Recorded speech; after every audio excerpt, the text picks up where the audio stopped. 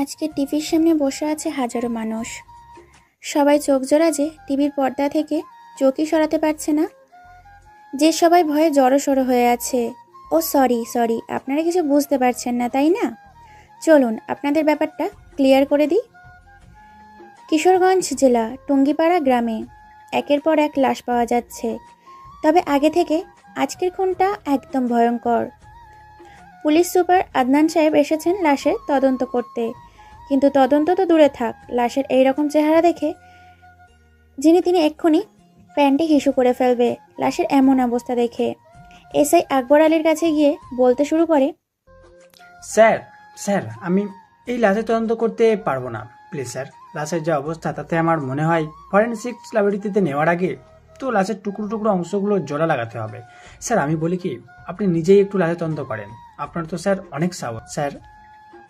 চুপ বেটা বেয়াদব, আমার উপর কথা বলোস? তোর তো সাহস কম না। যা বলছি তাই কর, লাশের তদন্ত কর গিয়ে। জি জি স্যার, এখনই যাচ্ছি স্যার। মনে মনে, আরে বেটা, আমার যদি সাহস থাকতো তাহলে কি তোকে পাঠাতাম? আরে বেটা, তোর অবস্থা দেখে বুঝতে পেরেছি যে লাশকে ওই শালা ডিকে মেন্টাল তাইকে উলঙ্গ করে টর্চার করেছে। যা তোর চেহারা দেখেই বুঝতে পেরেছি। আবার আমাকে কিনা লাশের কাছে যেতে বলে, আমি সেখানে গেলে তো আর দেখতে হতো না, বরং দেখার আগেই হিসু করে ফেলতাম। স্যার স্যার লাশ চেক আপ করে কিছু পাইনি, তবে আগের খুনগুলোর মতোই সেম। এবারে লাশের কপালেও লেখা আছে ডিডিকে মেন্টাল। তবে লাশের যা অবস্থা তা দেখে আইডেন্টিফাই করা খুব মুশকিল যে লাশটা কার, কিংবা তার পরিচয়। লাশের শরীরে কোনো কাপড় চোপড় নেই, বিভিন্ন জায়গায় কাটা অংশ, এবং কাটা অংশতে মনে হয় যে লবণ এমনকি মরিচের গুঁড়ো দিয়েছে। কি কি বলছো তুমি? জি স্যার, এই খুনি শনাক্ত করা সম্ভব নয় এবং মুশকিল হয়ে বটে। চুপ চুপ। আরে ভাই, তুই কি আমাকে মারছাস নাকি? শুধু দোয়া কর যাতে কেসটা আমার হাতে না আসে। জি স্যার। পুলিশরা তাদের মতো করে লাশের তদন্ত করতে নিয়ে চলে গেছে। বিকাল হয়েছে, অনেকখানি সময় হয়ে গেছে।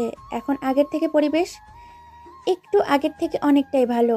রাস্তার পাশ দিয়ে যাচ্ছে আমাদের হারুন কাকা। যেতে যেতে দেখতে পাই ঈশানকে। দেখেই ডাকতে লাগলো, ওই ঈশান, ওই ঈশান, এদিকে আয় তো। কি রে, কোথায় যাচ্ছিলি তুই? আ আ আ ওহো আপনাদের তো বলতেই ভুলে গেছি, আমাদের গল্পের নাম ঈশান আহমেদ। তবে আমাদের গল্পের নায়ক কিন্তু বোবা। আর হ্যাঁ, আমাদের হিরোর কিন্তু আর একটা নাম আছে, তা এখন বলবো না, গল্পের সাথে থাকুন, জানতে পারবেন। কি রে, কি বললি? বুঝতে পারলাম না তো। আ আ আ তখন ঈশান ইশারায় বুঝিয়ে দিল যে সে রফিক চাচার চায়ের দোকানে বসেছিল। ওহ, কিছু কি শুনেছিলি আজকে যে আরও একটা মার্ডার হয়েছে সেই ব্যাপারে? ও আচ্ছা, যা তাহলে এখন, পরে আমার সাথে দেখা করিস, কেমন? দেখছেন, কথা বলতে বলতে আপনাদের আমাদের নায়কের পুরো পরিচয়টা দিতে ভুলে গেছি। তার এই পৃথিবীতে আপন বলতে কেউ বেঁচে নেই। খুব ছোট্টবেলায় তার বাবা মাকে হারিয়েছে। তার বাবা এলাকার একজন সম্মানীয় ব্যক্তি, সাথে এই জেলার একজন সৎ ও দায়িত্ববান চেয়ারম্যান ছিলেন। মা গৃহিণী, কিন্তু এক কালবৈশাখী ঝড়ে তাদের পুরো পরিবারের ধ্বংস হয়ে যায়। ছোট্টবেলায় তার বাবা মাকে নিজের চোখের সামনে খুন হতে দেখে ছোট্ট ঈশান। এই দৃশ্য দেখে সে কথা বলার ভারসাম্য হারিয়ে ফেলে। বাবা মায়ের একমাত্র সন্তান, তাই বড় হতে কষ্ট হয়নি তার। বাবা মায়ের রেখে যাওয়া সম্পত্তি থাকার কারণে বড় হতে কষ্ট করতে হয়নি তার। হঠাৎ তার পকেটে থাকা মোবাইল ফোন বেজে ওঠে। রিসিভ করতেই একজন বলে ওঠে, হ্যালো ভাই, আপনি কোথায়? আমরা শালা কুত্তার বাচ্চাটাকে ধরে এনেছি।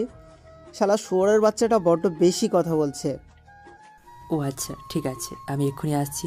শালা শুয়োরের বাচ্চা বেশি কথা বলছে তাই না? তোরা দাঁড়া, আমি আসছি। কি আপনারা ঠিকই ধরেছেন, ঈশান কথা বলতে পারে, তবে সেটা কেউ জানে না। প্রয়োজন ছাড়া তেমন কথা বলে না সে। তাই তো তাকে গ্রামের অনেককে গঙ্গা বলে ডাকে। আমি বলেছিলাম না যে তার একটা পরিচয় আছে? হ্যাঁ, সেই কেউ না, ডিডিকে মেন্টাল, যাকে সবাই এক নামে চেনে। এমনকি মেয়েরা বাচ্চাদের ঘুম পাড়ায় এই ডিডিকে মেন্টাল নামে শুনিয়ে, যা শুনে বাচ্চারাও ভয়ে গুটি সুটি মেরে ঘুমিয়ে পড়ে। এতটাই হিংস্র আর ভয়ঙ্কর সে। বাবা মায়ের হত্যার প্রতিশোধ নিতে কারো প্রাণ নিতে পিছুপা হটেনি সে। এইদিকে ভাই আসছেন? ভাই এ তো অনেক গালাগালি করছে আপনাকে। তাই নাকি? এই ব্যাপার। আচ্ছা ঠিক আছে, তুই গিয়ে আমার স্পেশাল থেরাপির বক্সটা নিয়ে আয়। ওকে ভাই, এক্ষুনি আনছি। কিরে শালা জানোয়ারের বাচ্চা, তোর এত বড় সাহস, তুই ওকে গালাগালি করিস? ওকে যা, তোকে মাফ করে দেব, তবে এক শর্তে। সেটা হলো তোকে আমি 5টা প্রশ্ন করব, তার ঠিক সঠিক এবং সত্যি সত্যি যদি বলিস তাহলে তোকে কিচ্ছু করব না, ওকে? তুই মারবি আমাকে? তুই আসলে একটা জোকার, আমাকে মজা দিলি তুই। তোর মতো চুনুবুটি মারবি আমাকে? আমাকে চিনিস আমি কে? আমার পুরো পরিচয়টা তুই জানলে মনে হয় প্যান্টে হিসু করে দিবি। ডেভিডের এই রকম কথা শুনে তো মাথায় আগুন জ্বলছে। তার এই রকম হাসি দেখে কানের নিচে পরপর 5টা থাপ্পড় খেয়ে যেন পুরো দুনিয়া দাড়ি ওলট পালট হয়ে গেছে। কিরে হাসিটা এখন কই গেল তোর? শালা কুত্তার বাচ্চা, তুই আমাকে ঠাপ্পুর মারলি? তোর কলিজা বের করে আমি রাস্তার কুকুরকে খাওয়াবো। চুপ, একদম চুপ কর। তোকে যা প্রশ্ন করবো তার সঠিক উত্তর দিবি। শালা কে তুই যে তোর করা প্রশ্ন আমাকে উত্তর দিতে হবে? ভাই এই নিন ভাই আপনার স্পেশাল বক্সটা। হুম, দে। আচ্ছা, বক্সটার ঢাকনাটা খুলে আমার সামনে দে। জি ভাই এই নিন। এসব কি? তুই কি আমাকে ভয় দেখাচ্ছিস? ডিডি কে মেন্টাল মানে ঈশান আর কোনো কথা ছাড়াই বক্স থেকে একটা প্লাস বের করে তার হাতের বুড়ো আঙুলে চাপ দিয়ে ধরে আর একটা চিমটি দিয়ে এক টানে তার নখ তুলে ফেললো। আরে পাগল হলি নাকি? প্লিজ আমাকে ছেড়ে দে। আর কোনো কথা না শুনে একের পর এক তার হাতের 5টা আঙুল কেটে ফেললো ঈশান। তা দেখে সাব্বিরকে গলার পানি শুকিয়ে গেছে আর ডেভিডের চিৎকার শুনে যেন পুরো থরথর করে কাঁপছে। চুপ শালা কুত্তার বাচ্চা, তুই জানতে চেয়েছিলি না আমার পরিচয় কি? আমার পরিচয় শুনতে চাস তাই না? শোন তাহলে আমার পরিচয়। ডিডিকে মেন্টালের নাম শুনেছিস? আমি সেই যাকে সবাই এক নামে চেনে, মেন্টাল। মেন্টাল ভাই, আপনি প্লিজ আমাকে মাফ করে দিন ভাই। ভাই আমি না জেনে অনেক বড় ভুল করেছি ভাই। প্লিজ আমাকে মারবেন না। আপনি যা জানতে চান বলুন, আপনাকে সব প্রশ্নের উত্তর দিব, তবু আমাকে মারবেন না। কিরে, এটুকুতেই সিংহ থেকে ইঁদুর হয়ে গেলি নাকি? ঈশানের এই কথা শুনে হাসতে থাকে, কেননা নিশান দেখতে পায় ডেভিডের প্যান্ট ভিজে গেছে, অর্থাৎ ডেভিড ভয়ে প্যান্টে হিসু করে দিয়েছে। ওকে, ইউসুফ খানকে চিনিস? তাকে কে কে কে মেরেছিলি? কেনই বা মেরেছিলি? এ সম্বন্ধে আমি তোর কাছে সবটুকু জানতে চাই। ভাই এই বিষয়ে আমি কিছু জানি না ভাই, প্লিজ ভাই আমাকে ছেড়ে দিন ভাই। বা ওই ইউসুফ খানে আপনার কি হয় ভাই? কেন তার জন্য শুধু শুধু আমাকে মারছেন ভাই? ঈশান আর কোনো কথাই শুনে বক্স থেকে একটা চাকু বের করে হাত তার সামনে টেনে ধরে, ক্যাচ ক্যাচ করে কাটতে থাকে তার নিশানি। ডেভিড শুধু চিৎকার করছে, কিন্তু তার চিৎকার এই 4 দেওয়ালের বাইরে যায় না, যা দেখে সাব্বির নিজে সেখান থেকে ভয়ে সেই জায়গা পদত্যাগ করে। ভাই ভাই ভাই, আমি আমি সব বলছি ভাই, প্লিজ আমাকে আর মারবেন না ভাই, প্লিজ ভাই। শালা কুত্তার বাচ্চা, তুই জানতে চাস ইউসুফ খানকে? ইউসুফ খান হলো আমার জন্মদাতা পিতা, আমার বাবা হয় বাবা। ওকে বল তাহলে আমিও শুনি। ভাই সেদিন রাত্রে আমরা 5জন আপনার বাবাকে খুন করি, সাথে আপনার মাকেও। কিন্তু ভাই সেদিন আমরা এই কাজটা করতে চাইনি ভাই। ভাই ওই জাহিদ চেয়ারম্যানের কথা শুনে আমরা এই কাজটা করেছি ভাই। আমাদের অনেক টাকা দিয়েছিল। তখন আমরা আপনার বাবাকে ছুরি দিয়ে কোবাচ্ছিলাম, তখন হঠাৎ আপনার মা রুমের ভিতরে চলে আসে। সেদিন আমরা 5জন আপনার বাবা মাকে খুব নৃশংসভাবে হত্যা করি। তাদের প্রত্যেকটি দেওয়ারকে আমরা ছিন্ন ভিন্ন করে দিই, যাতে কেউ চিনতে না পারে। কিন্তু হঠাৎ করে তার ছেলে চলে আসে। তার মানে ভাই আপনি চলে আসেন, কিন্তু ভাই আপনাকে আমরা ধরতে পাইনি, তাই আপনি বেঁচে গিয়েছিলেন। সে 3জন কে ছিল? তাদের নামই বা কি? মুন্না, হাসিবুল, শিয়াব। তাদেরকে কোথায় পাবো? তাদেরকে ভাই নাইট ক্লাবে পাবেন। আর কোনো কথা না শুনেই হাতে থাকা ছুরিটা দিয়ে তার পাটা এক টানে ছিঁড়ে ফেলে। সাথে সাথে এক গগন কাঁপানো চিৎকার দিয়ে ওঠে মাগো! এবং সেই কাটা স্থানে লবণ আর মরিচের গুঁড়া ঢেলে দেয়। এতে যেন আরও গগন কাঁপানো এক চিৎকার দিয়ে ওঠে। ও মাগো! তার এই চিৎকারে যেন পুরো বিল্ডিং থরথর করে কাঁপছে, শরীর থেকে যেন এখনো রুহুটা বেরিয়ে যাবে। তার এই রকম অবস্থা হয়েছে। যেমন মুরগি জবাই করলে ছটফট করে, ঠিক তেমনই তার অবস্থা হয়েছে। তুই বড় বেশি চেঁচাচ্ছিস, তোর চিৎকার শুনতে আমার আর ভালো লাগছে না। তোর খেল খতম, গেম ইজ ওভার নাও। এই বলে বক্স থাকা চাইনিজ কুড়ালটা বের করে এক কোপে তার শরীর থেকে মাথাটা আলাদা করে দিল। নিমেষেই যেন পুরো রুমটা রক্ত লালে ছুঁয়ে গেছে এবং আরও চাইনিজ কুড়ালটা উঠে তার শরীরে আরও কোপাতে থাকে। নিমেষে শরীরটা যেন হাজারো টুকরা হয়ে গেছে, শরীরটা ভিন্ন ভিন্ন হয়ে গেছে। অনেকক্ষণ এইভাবে কোপানোর পর ক্লান্ত হয়ে চেয়ারে বসে পড়ল ঈশান। পকেট থেকে ফোনটা বের করে সাব্বিরকে কল করে বলল, তুই কোথায়? তাড়াতাড়ি এখানে আয়, সাথে আরও দুজনকে নিয়ে আসিস। ওকে ভাই। এরই মধ্যে সাব্বির ও তার দরবার এসে হাজির হলো ঈশানের সামনে। একটু সামনে তাকিয়ে দেখে তার চোখ জোড়া যেন কঠোর থেকে বের হয়ে আসবে। সাব্বির ভয়ে ভয়ে ঈশানকে বলতে থাকে, ভাই লাশের কি অবস্থা ভাই?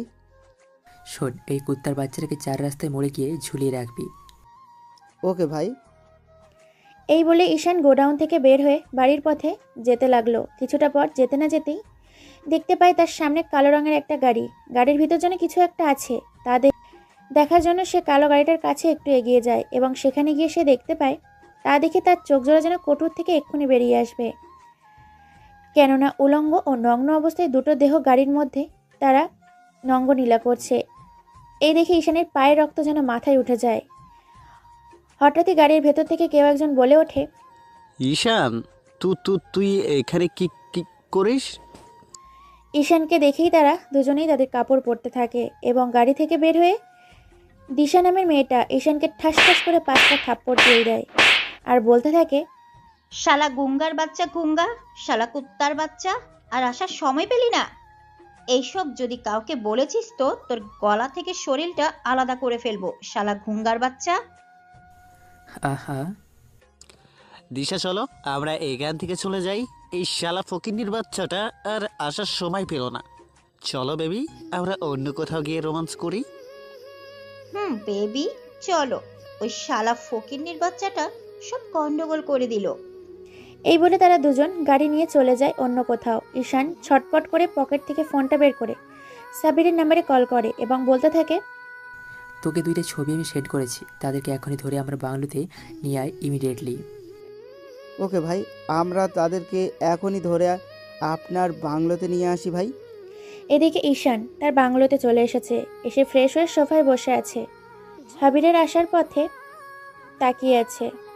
হঠাৎ বাইরে গাড়ি আসার শব্দ শুনতে পায় ঈশান। দরজা খুলে দেখতে পায় তাদের দুইটাকে ধরে এনেছে সাব্বির আর তার দলবল। ভাই নেই নি দুটোকে। অনিক আর দিশা ঈশাকে দেখে অবাক হয়ে তার দিকে তাকিয়ে থাকে আর বলতে থাকে, তুই কে আর আমাদের এখানে ধরে এনেছিস কেন? আমাদের যেতে দে বলছি, না হলে কিন্তু তোর ভালো হবে না। তুই আমাকে ভয় দেখাচ্ছিস? শালা গুঙ্গার বাচ্চা, তুই কথা বলতে পারিস আর আমরা সেটা জানি না? তার মানে তুই ভার্সিটিতে এবং বাহিরে মানুষের সামনে নাটক করতি যে তুই গুঙ্গা। আর কোনো কথা বলতে না দিয়ে ঈশান হাবিবকে বলে, এই শালাকে নিয়ে আমার স্টোর রুমে যায়। দিশাকে সেখানে রেখে তারা স্টোর রুমে চলে যায় অনিককে নিয়ে। সেখানে গিয়ে সাব্বিরকে বলে, এর শরীর থেকে সব কাপড় খুলে ফেল। ওকে ভাই। অনিককে চেয়ারের সাথে বেঁধে ফেলে এবং তার শরীর থেকে কাপড় খুলে ফেলে। কাপড় খুলে শেষ তার স্পেশাল বক্সটা থেকে একটা চাইনিজ কুড়াল বের করে সোজা অনিকের পুরুষ লিঙ্গ কেটে ফেলে। সাথে সাথে অনিক এক গগনে কাঁপানো চিৎকার দিয়ে ওঠে। সাব্বির, হাবিব ও তার দরবার সবাই ঈশানের এই রূপ দেখে ভয়ে শেষ। আজ ঈশানকে এতটা হিংস্র লাগছে। কোমর থেকে পিস্তলটা বের করে ঈশান শাট শাট করে অনিকের মাথায় 6টা বুলেট ভরে দিল ঈশান। মুহূর্তে যেন পরিবেশটা থমকে গেছে। জানলার ফাঁক দিয়ে দিশা ঈশানের এই রূপ দেখে ভয়ে জড়সড় হয়ে গেছে এবং নিশান সাব্বিরকে বলে, এর এরকম অবস্থা করবি যাতে এর শরীর থেকে কেউ বুঝতে না পারে যে এটা আসলে কে, আর একেও ঠিক 4 রাস্তার মোড়ে আম গাছে ঝুলিয়ে দিবি। জি জি ভাই। ওকে, তোরা এখন এখান থেকে চলে যা। কিন্তু ভাই এই মেয়েটার কি করব? তোকে ঠিক আমি 2 ঘন্টা পর ফোন করব। এসে এই শাড়ির ডেড বডিটা নিয়ে যাবি তুই, ঠিক ওই 4 রাস্তার মোড়ে আম গাছে ঝুলিয়ে দিবি একেও। তার আগে এর সাথে কিছু হিসাব চুকিয়ে নিয়ে সাব্বিররা অনিকের লাশটা নিয়ে বেরিয়ে যায় বাংলো থেকে এবং বাংলোর মধ্যে শুধু ঈশান আর দিশা একা। দিশা এবার ঈশানকে ভয়ে ভয়ে বলতে থাকে, দেখ তুই তুই আমাকে ছেড়ে দে, তাহলে তোর ভালো হবে। না হলে তুই জানিস তো ভার্সিটিতে তোর কি হাল করব। ঈশান আর দিশাকে কোনো কথা বলতে না দিয়ে পাজা খোলা করে তার বেডরুমে নিয়ে যায় দিশাকে। দরজা লাগিয়ে দেয় ভেতর থেকে। দিশাও এই দেখে যেন ভয়ে শেষ। ঈশান আবার দেশার দিকে এগোতে থাকে, সাথে শার্টের বোতাম খুলতে থাকে। তুই আমাকে ছুবি না, তুই আমার কাছে আসলে কিন্তু তোকে আমি খুন করে ফেলবো বলে দিলাম। তোর খুব শরীরের চাহিদা, তাই না? আজ তোর এমন অবস্থা করব যে পুরো পৃথিবীর মানুষ আজকের এই ঘটনা মনে রাখবে। এই বলে ঈশান দিশার ওপর ঝাঁপিয়ে পড়ে, একে একে শরীরের সব কাপড় খুলে ফেলে দেয়। ঝাঁপিয়ে পড়ে দিশার শরীরের ওপর। দিশা শুধু চিৎকার করছে। এইভাবে দীর্ঘ 1.5 ঘন্টা শারীরিক অত্যাচার করে ঈশান। দিশা আর সহ্য করতে না পারে সেখানেই সেন্সলেস হয়ে যায় এবং ঈশান তার শরীরের ওপর থেকে ওঠে, কাপড় পরে নেয় এবং ঘর থেকে তার স্পেশাল বক্সটা বের করে আনে। বক্সটা খুলে সেখান থেকে একটা চাইনিজ ছুরি বের করে এবং সাইকোদের মতো দিশার শরীর থেকে একের পর এক আঘাত করতে থাকে। শরীরের এবং চেহারের এমন কোনো অবস্থা করে দেয় মানুষের কলিজার পানি শুকিয়ে যাবে। পকেট থেকে ফোনটা বের করে সাব্বিরকে আবার আসতে বলে, যাতে দিশার লাশটা ঠিক ওই আম গাছেই ঝুলিয়ে দেয়। আর হ্যাঁ শোন, এই তিনজনকে খুঁজে যেখান থেকে পারিস নিয়ে আয়। আর এদের নাম মুন্না, হাসিবুল, সিহাব। এই নে ঈদের পিক। কাল সন্ধ্যায় আমি এদের আমার বাংলোতে দেখতে চাই। ওকে ভাই। সকাল 7টা বাজে। আজকেও ঠিক সেই ডিডিকে মেন্টালের খবর। আজকে সকাল 7টার এক জমজমাট খবর নিয়ে হাজির হয়েছি আমি, তানিয়া। আগের দিনের মতোই ঠিক 4 রাস্তার মোড়ে আম গাছে ঝুলিয়ে রেখেছে 3টি লাশ। তবে 2টি লাশ পুরুষ, আরেকটি লাশ মেয়ে। তবে মেয়েটিকে রেপ করা হয়েছে এবং 3টি লাশকেই এমনভাবে খুন করা হয়েছে যে তাদের আইডেন্টিফাই করতে পারছে না পুলিশ। গোপন সূত্রে জানা গেছে এই খুন 3টি ডিডিকে মেন্টালের গ্যাংয়ের লোকেরা করেছে। এরকম আরও খবর জানতে ও শুনতে আমাদের টিভির স্ক্রিনে চোখ রাখুন। ধন্যবাদ সবাইকে। ঈশান ঘুম থেকে উঠে নাস্তা করে ভার্সিটি যাওয়ার উদ্দেশ্যে গাড়ি বের করে। ভার্সিটিতে চলে যায় ঈশান। ভার্সিটি গিয়ে ধাক্কা খায় আমাদের গল্পের নায়িকার সাথে।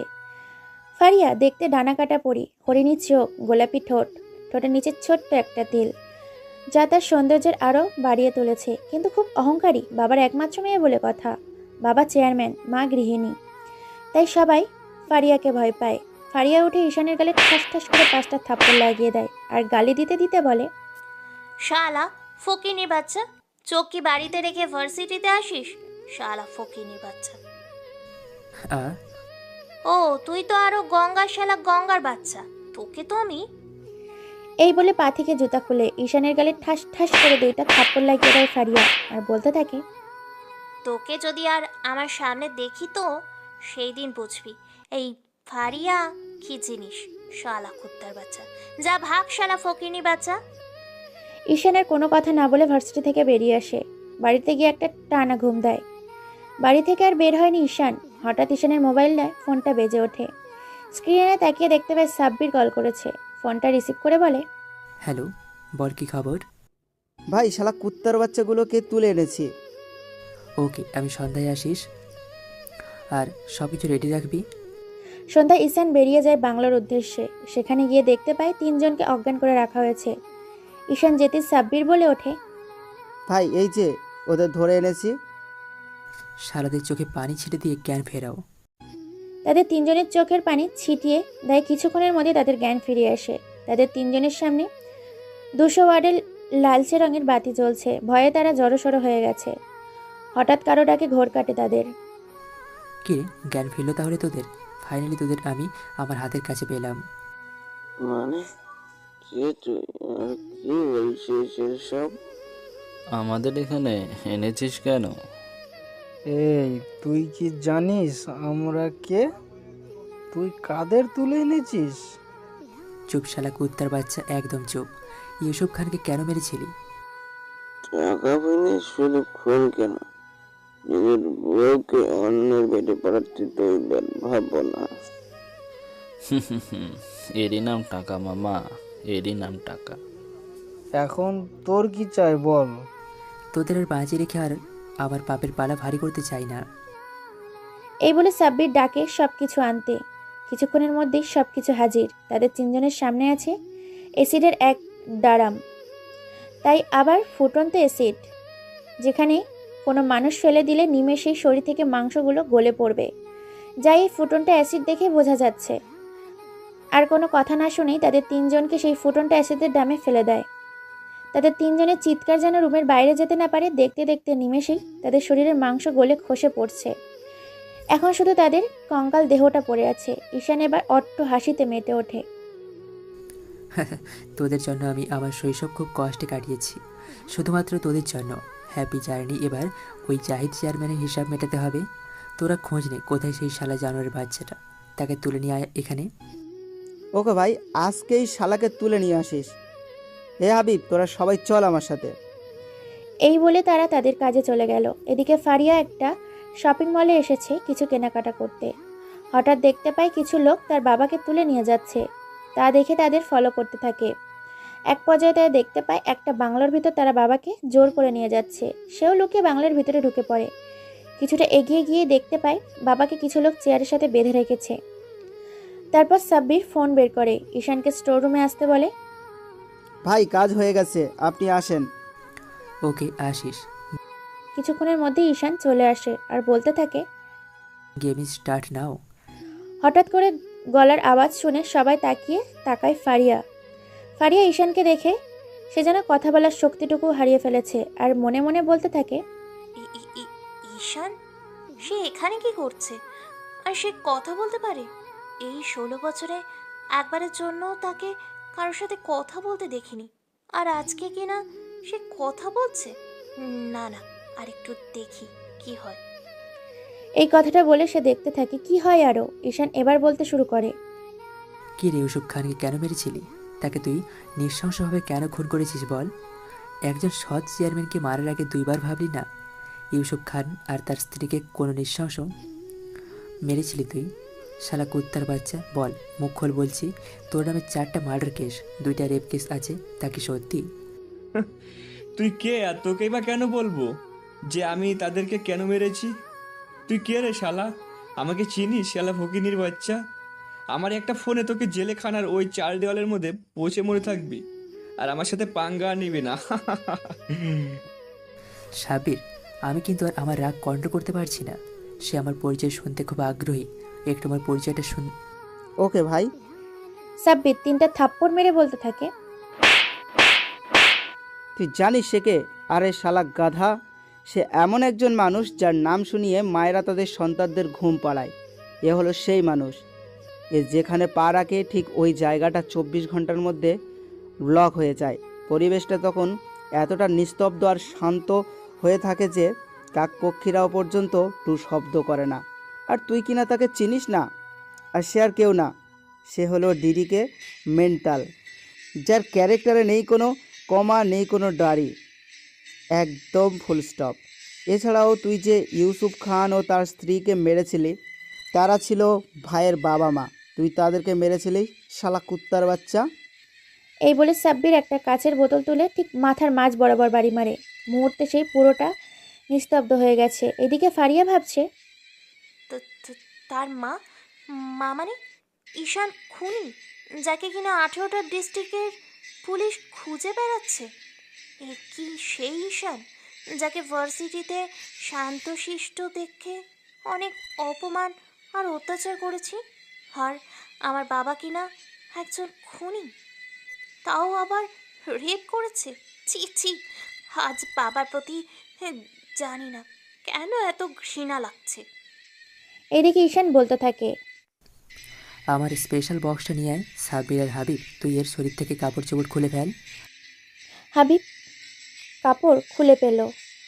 এখন পরনে একটা ছোট্ট প্যান্ট, আর কোনো কিছুই না বলে বক্স থেকে চাইনিজ কুড়ালটা বের করে তার পুরুষ লিঙ্গটা এক কোপে শরীর থেকে আলাদা করে ফেলে এবং সেই চাইনিজ কুড়ালটা দিয়ে একের পর এক শরীরে আঘাত করতে থাকে।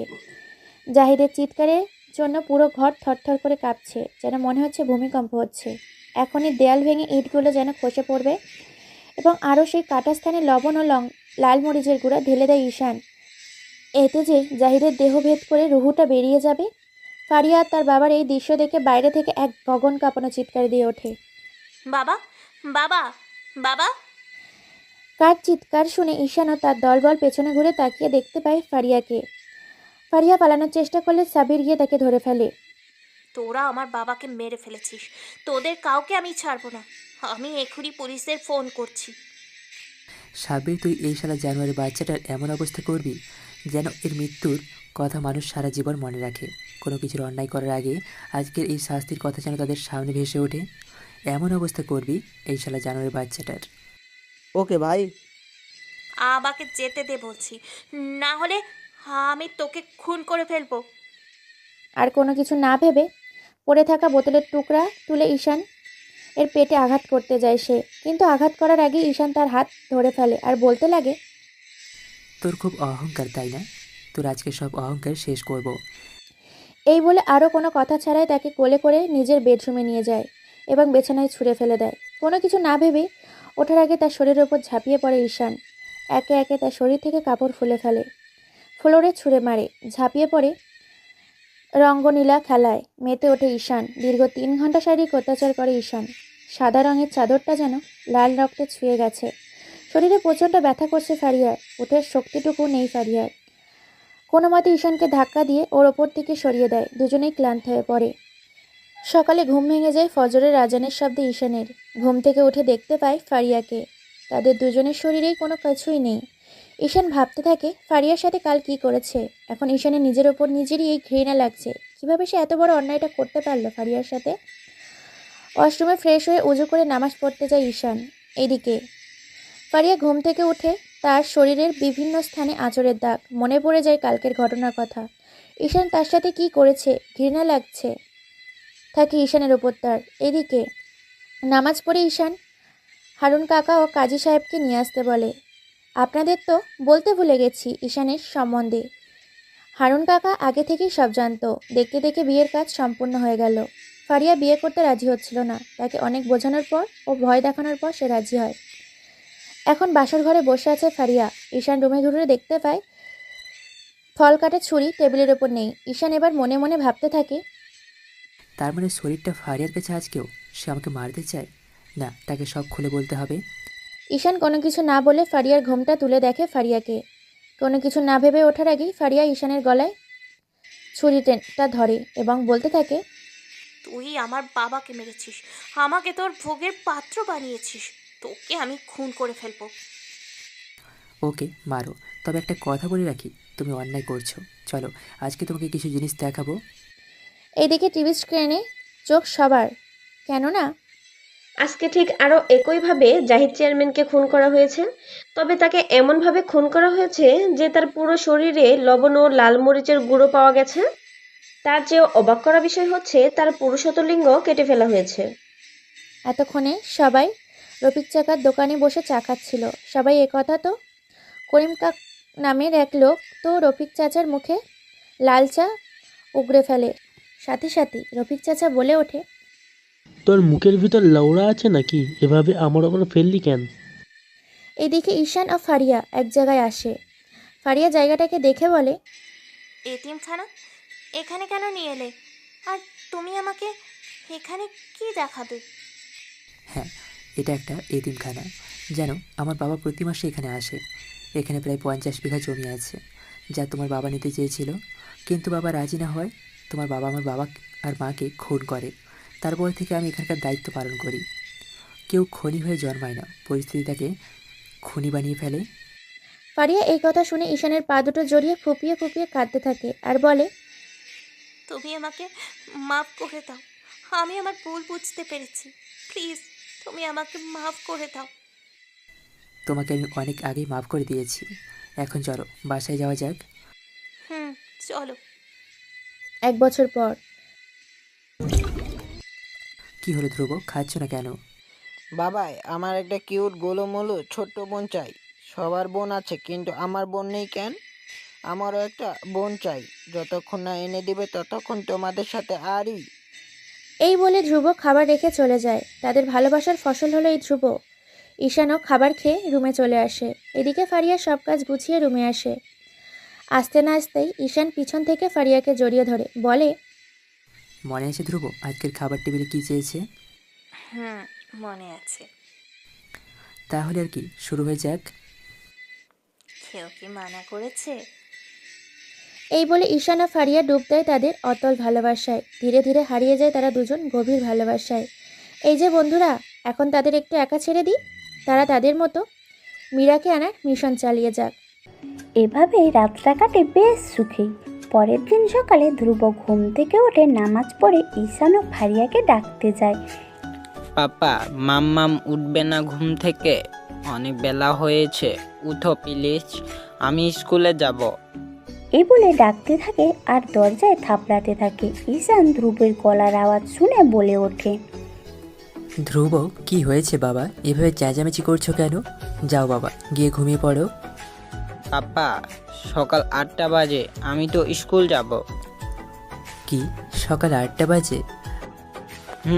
সকাল 8টা বাজে পাপা, এখন তাড়াতাড়ি করে উঠো। আচ্ছা বাবা, দাঁড়াও, আমি দরজা খুলে দিচ্ছি, কেমন?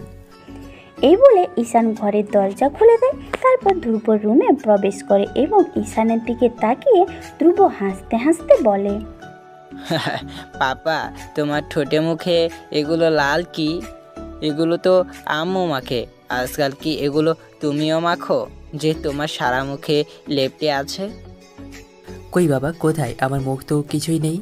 সকালে ফার করতেছো তুমি? আমার সাথে ফাজলামি করা হচ্ছে, তাই না? না পাপা, দেখো না, আয়নার সামনে গিয়ে তোমার মুখে লিপস্টিকের দাগ।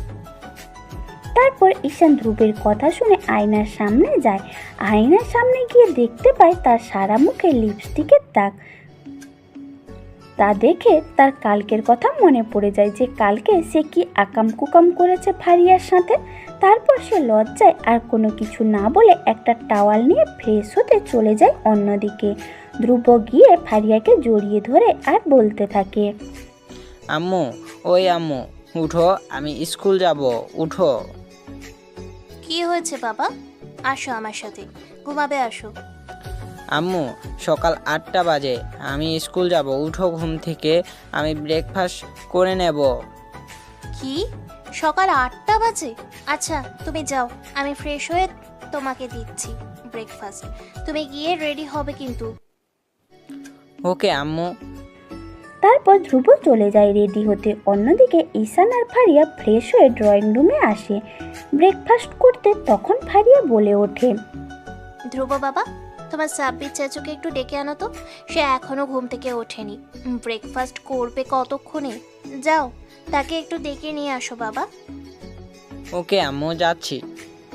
তারপর ধ্রুব গিয়ে সাব্বিরকে ডেকে নিয়ে আসে। তারপর তারা সবাই মিলে একসঙ্গে নাস্তা করে নেয়। যখনই সাব্বির আর ধ্রুব বের হবে তখনই ফারিয়া বলে ওঠে, এই শোনো ধ্রুব আর সাব্বির, আমরা আজকে ঘুরতে যাব, তাই তাড়াতাড়ি করে চলে আসবে, কেমন? ওকে ভাবি, ঠিক আছে, আমি তাড়াতাড়ি চলে আসব, আর তোমরা রেগে থাকিও। এই বলে সাব্বির আর ধ্রুব বাসার বাইরে চলে গেল, অর্থাৎ ধ্রুবকে স্কুলে পৌঁছে দিবে। আর হ্যাঁ, আপনাদের তো বলতে ভুলেই গেছি, সাব্বির ফারিয়াদের সাথেই থাকে। তাদের এই জীবনে, এই সুখের জীবনে কি এত সুখ থাকবে, নাকি তাদের জীবনে নতুন কোনো আরও ঝড় আসতে চলেছে, তা অবশ্যই কমেন্ট করে আমাদের জানাবেন। অন্যদিকে ধ্রুব আর সাব্বির স্কুলে পৌঁছে যায়, আর এদিকে ঈশান ফারিয়াকে বলতেছে, কোথায় ঘুরতে যাবে? কিছুদিন আগে তো সিলেট শহরটা ঘুরে আসলাম, আবার নতুন করে কোথায় যাবে? সেই কতদিন ধরে তোমাকে একটা কথা বলবো বলবো ভাবছি, অনেকদিন ধরে বলা হয়ে ওঠে নেই। বলো কি কথা বলবে, আর আমিও তোমাকে একটা কথা বলতে যাচ্ছি। আচ্ছা সাব্বির তো হলো আমাদের সাথে সেই শুরু থেকেই আছে, তার যে বয়স পেরিয়ে যাচ্ছে সেদিকে কি তোমার খেয়াল আছে? তার সে তো এখন একটা বিয়ে দেওয়া উচিত আমাদের, তাই না? থাকো, এই জন্য আর কি। তুমিও ঠিক বলেছ, আমি অনেক দিন হলো এই কথাটা ভাবছি, তোমাকে বলবো বলবো বলে বলা হয়ে ওঠে না। আচ্ছা আজকে ঘুরে আসি, তারপরে সাব্বির ভাইকে বলে এর একটা ব্যবস্থা করব, কেমন? তুমি অফিসে যাবে না? ওকে ঠিক আছে, আমি তাহলে এখন অফিস যাচ্ছি, আমার অফিসে অনেক কাজ আছে। সাব্বির ধ্রুবকে পৌঁছে দিয়ে অফিসে চলে গেছে হয়তো, তাহলে আমিও যাই, তুমি রেডি থাকিও। যাও, দেখে শুনে যাবে কিন্তু। এরপর ঈশান ফারিয়ার ঠোঁট জোড়াতে কিস করে চলে যায়। অন্যদিকে ধ্রুব স্কুলে আর তার বন্ধুদের সঙ্গে খেলা করছে, আর সাব্বির অফিসে বসে একটা ফাইল ঠিক করছে। ঠিক তখনই ঈশান গিয়ে বলে ওঠে, কি রে সাব্বির, এত তাড়াতাড়ি আমাকে তরফ দিয়ে অফিসে নিয়ে আসলি? তুই তো পুরো অফিসটাকে কন্ট্রোল করতে পারতি, তাহলে আমাকে এত আর্জেন্ট ডাকার কারণ কি? ভাই, কথা হচ্ছে কি ভাই, জাফর ইকবালকে চেনেন না? সেই জাফর ইকবাল আপনার সাথে দেখা করতে আসছে। মানে এইবারও আপনার সাথে সে এবারও এমপি হতে চায়, সে বিষয়ে আপনার সাথে একটু কথা বলতে আসছে। তাই নাকি? শালা জানুয়ারির বাচ্চাটা এইবার আসছে। এবার তাকে এমন একটা শিক্ষা দিব যে সে সারা জীবন মনে রাখবে যে এই ঈশানের বিরুদ্ধে গিয়ে কথা বলে পরিণাম কি হতে পারে। কেন ভাই, গতবার তো আপনি বললেন তাকে যেন এলাকার সব মানুষ ভোট দেয়, তাহলে এবার কি এমন হলো যে তাকে আপনি দু চোখে দেখতে পারেন না? কোনো সমস্যা হয়েছে কি? আরে তুই জানিস না, তোকে বলেছিলাম তুই এমপি হওয়ার পরে যেন কোনো গরিব মানুষের কষ্ট না হয় সেদিকে খেয়াল রাখবি, তাদের সাহায্য করবি। তোকে বলেছিলাম ছোট ধাপের যে রাস্তাটা আছে সে রাস্তাটা ভেঙে নতুন করে তৈরি করতে, কেননা সে পাশ দিয়ে মানুষ যাতায়াত করতে পারে না। বর্ষাকালে হাঁটুর উপরে পানি থাকে, মানুষের এত পরিমাণ সেখানে একটা গ্যাঞ্জাম সৃষ্টি, আবার অনেক সময় দুর্ঘটনা ঘটে। সেই জন্য তাকে নতুন করে তৈরি করতে বলেছিলাম, কিন্তু সে কি করলো? সরকারের সব টাকা নিজে আত্মসাৎ করলো। কি বলেন ভাই? ওই শালা জানোয়ারটার এত বড় সাহস যে আপনার কথার বিরুদ্ধে কাজ করে? সে তো জানে না বাঘ শিকার করে না বলে যে শিকার করতে ভুলে গেছে সেটা কিন্তু নয়। আপনার ক্ষমতা পাওয়ার সম্বন্ধে তার হয়তো একটুও ধারণা নেই। এই জন্য বলি ভাই, আপনি যে কেন না শুধু শুধু এই কাজ থেকে সরে গেলেন আর আমাকে দায়িত্বটা দিলেন? আরে তুই তো জানিসই না যে তোকে দায়িত্ব দিয়েছি, তাই এখন থেকে তোকে সব দায়িত্ব সামলাতে হবে। আমি শুধুমাত্র তোকে পকেট করব, আমি শুধুমাত্র তোকে প্রোটেক্ট করব যাতে তোর কোনো বিপদ না হয়, ঠিক আছে? আর আমি তোর ভাবিকে কথা দিয়েছিলাম যে আমি এই লাইন থেকে চলে আসব। এসব খুন খারাপি রাহাজারি ভালো লাগছিল রে। একটা সময় ছিল যখন আমি একাই সব স্বীকার করতাম, এখন আর সেই এনার্জিটা নেই। মাঝে মাঝে করি, তুই তো জানিস আমার ব্যাপারটা, তাই না? তাছাড়া তুই তো আছিস। আচ্ছা চল, ওই ইকবাল জাহিদ কি বলে শুনে আসি। ভাই চলো দেখে আসি শালা জানোয়ারের বাচ্চাটা কি বলে আপনাকে। এই বলে অফিসের একটা ড্রয়িং রুমে তারা দুজনেই চলে আসে, মানে যেখানে ইকবাল জাহিদ এমপি আছে। ঈশান ঢোকার সাথে সাথে জাহিদ এমপি বলে ওঠে, আসসালামু আলাইকুম ভাই। ভাই কেমন আছেন? শরীর স্বাস্থ্য কেমন ভাই? ওয়ালাইকুম আসসালাম, আলহামদুলিল্লাহ আমি ভালো। তোর কি অবস্থা? হঠাৎ আমার কাছে দেখা করতে আসলি কারণ? ভাই সামনে কয়েকদিন পর ইলেকশন, তো এবারে আমি মন্ত্রী পদে যেতে চাইছিলাম। এবার যাব না, সামনের বার যাব। তো এবারে শুধু আমার যে করে হোক ভাই আপনার ভোটের সাহায্য আমাকে এমপির চেয়ারম্যান বানাতে হবে। আপনি যত টাকা চান আমি তত টাকাই দিব, সমস্যা নেই ভাই। এটা বলার সঙ্গে সঙ্গে ঈশানের মাথা গরম হয়ে যায় আর সাব্বির নিজের প্যান্টের বেল্ট খুঁড়তে শুরু করে দিয়েছে। তা দেখে ঈশান সাব্বিরকে ইশারায় চুপ থাকতে বলে। কিছুক্ষণ ভেবে ঈশান বলতে শুরু করে, তুই এমপি হতে চাস তাই না? আচ্ছা তুই এমপি হবি, ঠিক আছে। তো তুই টাকার কথা বললি তাই না? তো তুই আমাকে কত টাকা দিতে পারবি? এবারের এমপি জাহিদ ইকবাল ঈশানের পায়ের নিচে বসে ঈশানের পা দুটি জড়িয়ে ধরে কাঁদতে কাঁদতে বলে ওঠে, ভাইজান চেকে আমার সাইন করা আছে, সো আপনি আপনার ইচ্ছে মতো অ্যামাউন্ট বসিয়ে নিতে পারেন। আমার কোনো সমস্যা নেই ভাই, শুধু আপনি আমাকে এমপি চেয়ারম্যান এখন যে করে হোক আপনাকে সেখানে আমাকে বসাতেই হবে। এমপি জাহিদ ইকবালের মুখে এরকম কথা শুনে ঈশান দাঁড়িয়ে গিয়ে সাব্বিরের কাছ থেকে বেলটা নিয়ে এমপি জাহিদ ইকবালের দিকে তাকিয়ে এমপি জাহিদ ইকবালকে উদ্দেশ্য করে বলতে থাকে, গতবার তোকে এমপি বানালাম জনগণের সেবা করার জন্য, কিন্তু তুই কি করলি? তোকে বলেছিলাম গরিব দুঃখের সাহায্য করবি, ছোট ধাপের রাস্তাটা ভেঙে পাকা করবি, বড় করে তুলবি। তুই সেসব না করে তুই আমার বিরুদ্ধে গিয়ে নিজের সরকারের সব টাকা আত্মসাৎ করলি। তোর বিরুদ্ধে অনেক গরিব আমার কাছে অভিযোগ করছে, নালিশ করেছে, তুই তাদের হক মেরে খেয়েছিস। আর তোকে আমি বানাবো নতুন করে এমপি, তুই ভাবলি কি করে? তোর আজকে এমন অবস্থা করব যে এই পুরো শহরে তোর এই মুখটা দেখাতে লজ্জা পাবি। তোর দিকে সবাই থুতু ফেলবে। তুই আমার পাওয়ার অপব্যবহার করেছিস, এর জন্য তোকে শাস্তি পেতেই হবে। ভাই এবারের মতো মাফ করে দাও ভাই, আপনি যা যা বলবেন আমি তাই তাই করব। তাই নাকি? তুই তো দেখি বহুত সেয়ানা, আমার খেয়ে আমার পরে তুই আমার পাছে বাঁশ আরবি, এটা কি করে হয়? জানিস তো কুকুরের ল্যাজ কখনো সোজা হয় না, ঠিক তোর ক্যারেক্টার ওই কুকুরের মতো। তোর আর কুকুরের মতো কোনো পার্থক্য নেই। এটা বলে ঈশান আর সাব্বির এমপিকে বেধড়ক শুরু করে।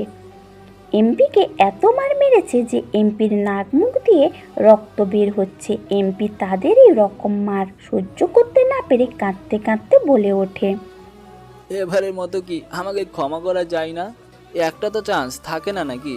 প্লিজ ভাই, আপনার পায়ে পড়ি, আমাকে এবারের মতো মাফ করে দেন ভাই। প্লিজ ভাই, এবারে অন্তত আমাকে যে করে হোক এমপি চেয়ারম্যানে আমাকে বসান ভাই। তোর এখনও সাহস হয় কি করে আমার মুখের উপর কথা বলার? তোর মুখটা এভাবে ভেঙে ফেলবো।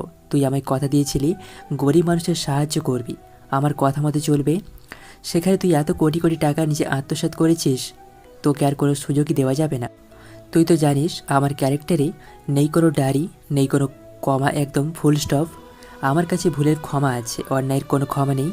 আর তুই তো ভুল করিসনি, তুই অন্যায়ও করিসনি। তুই যা করেছিস ক্ষমার অযোগ্য। আমি ছেড়ে দিই কিন্তু কাউকে ছাড় দেই না। আজকে তোকে সেটাই বোঝাবো আমি।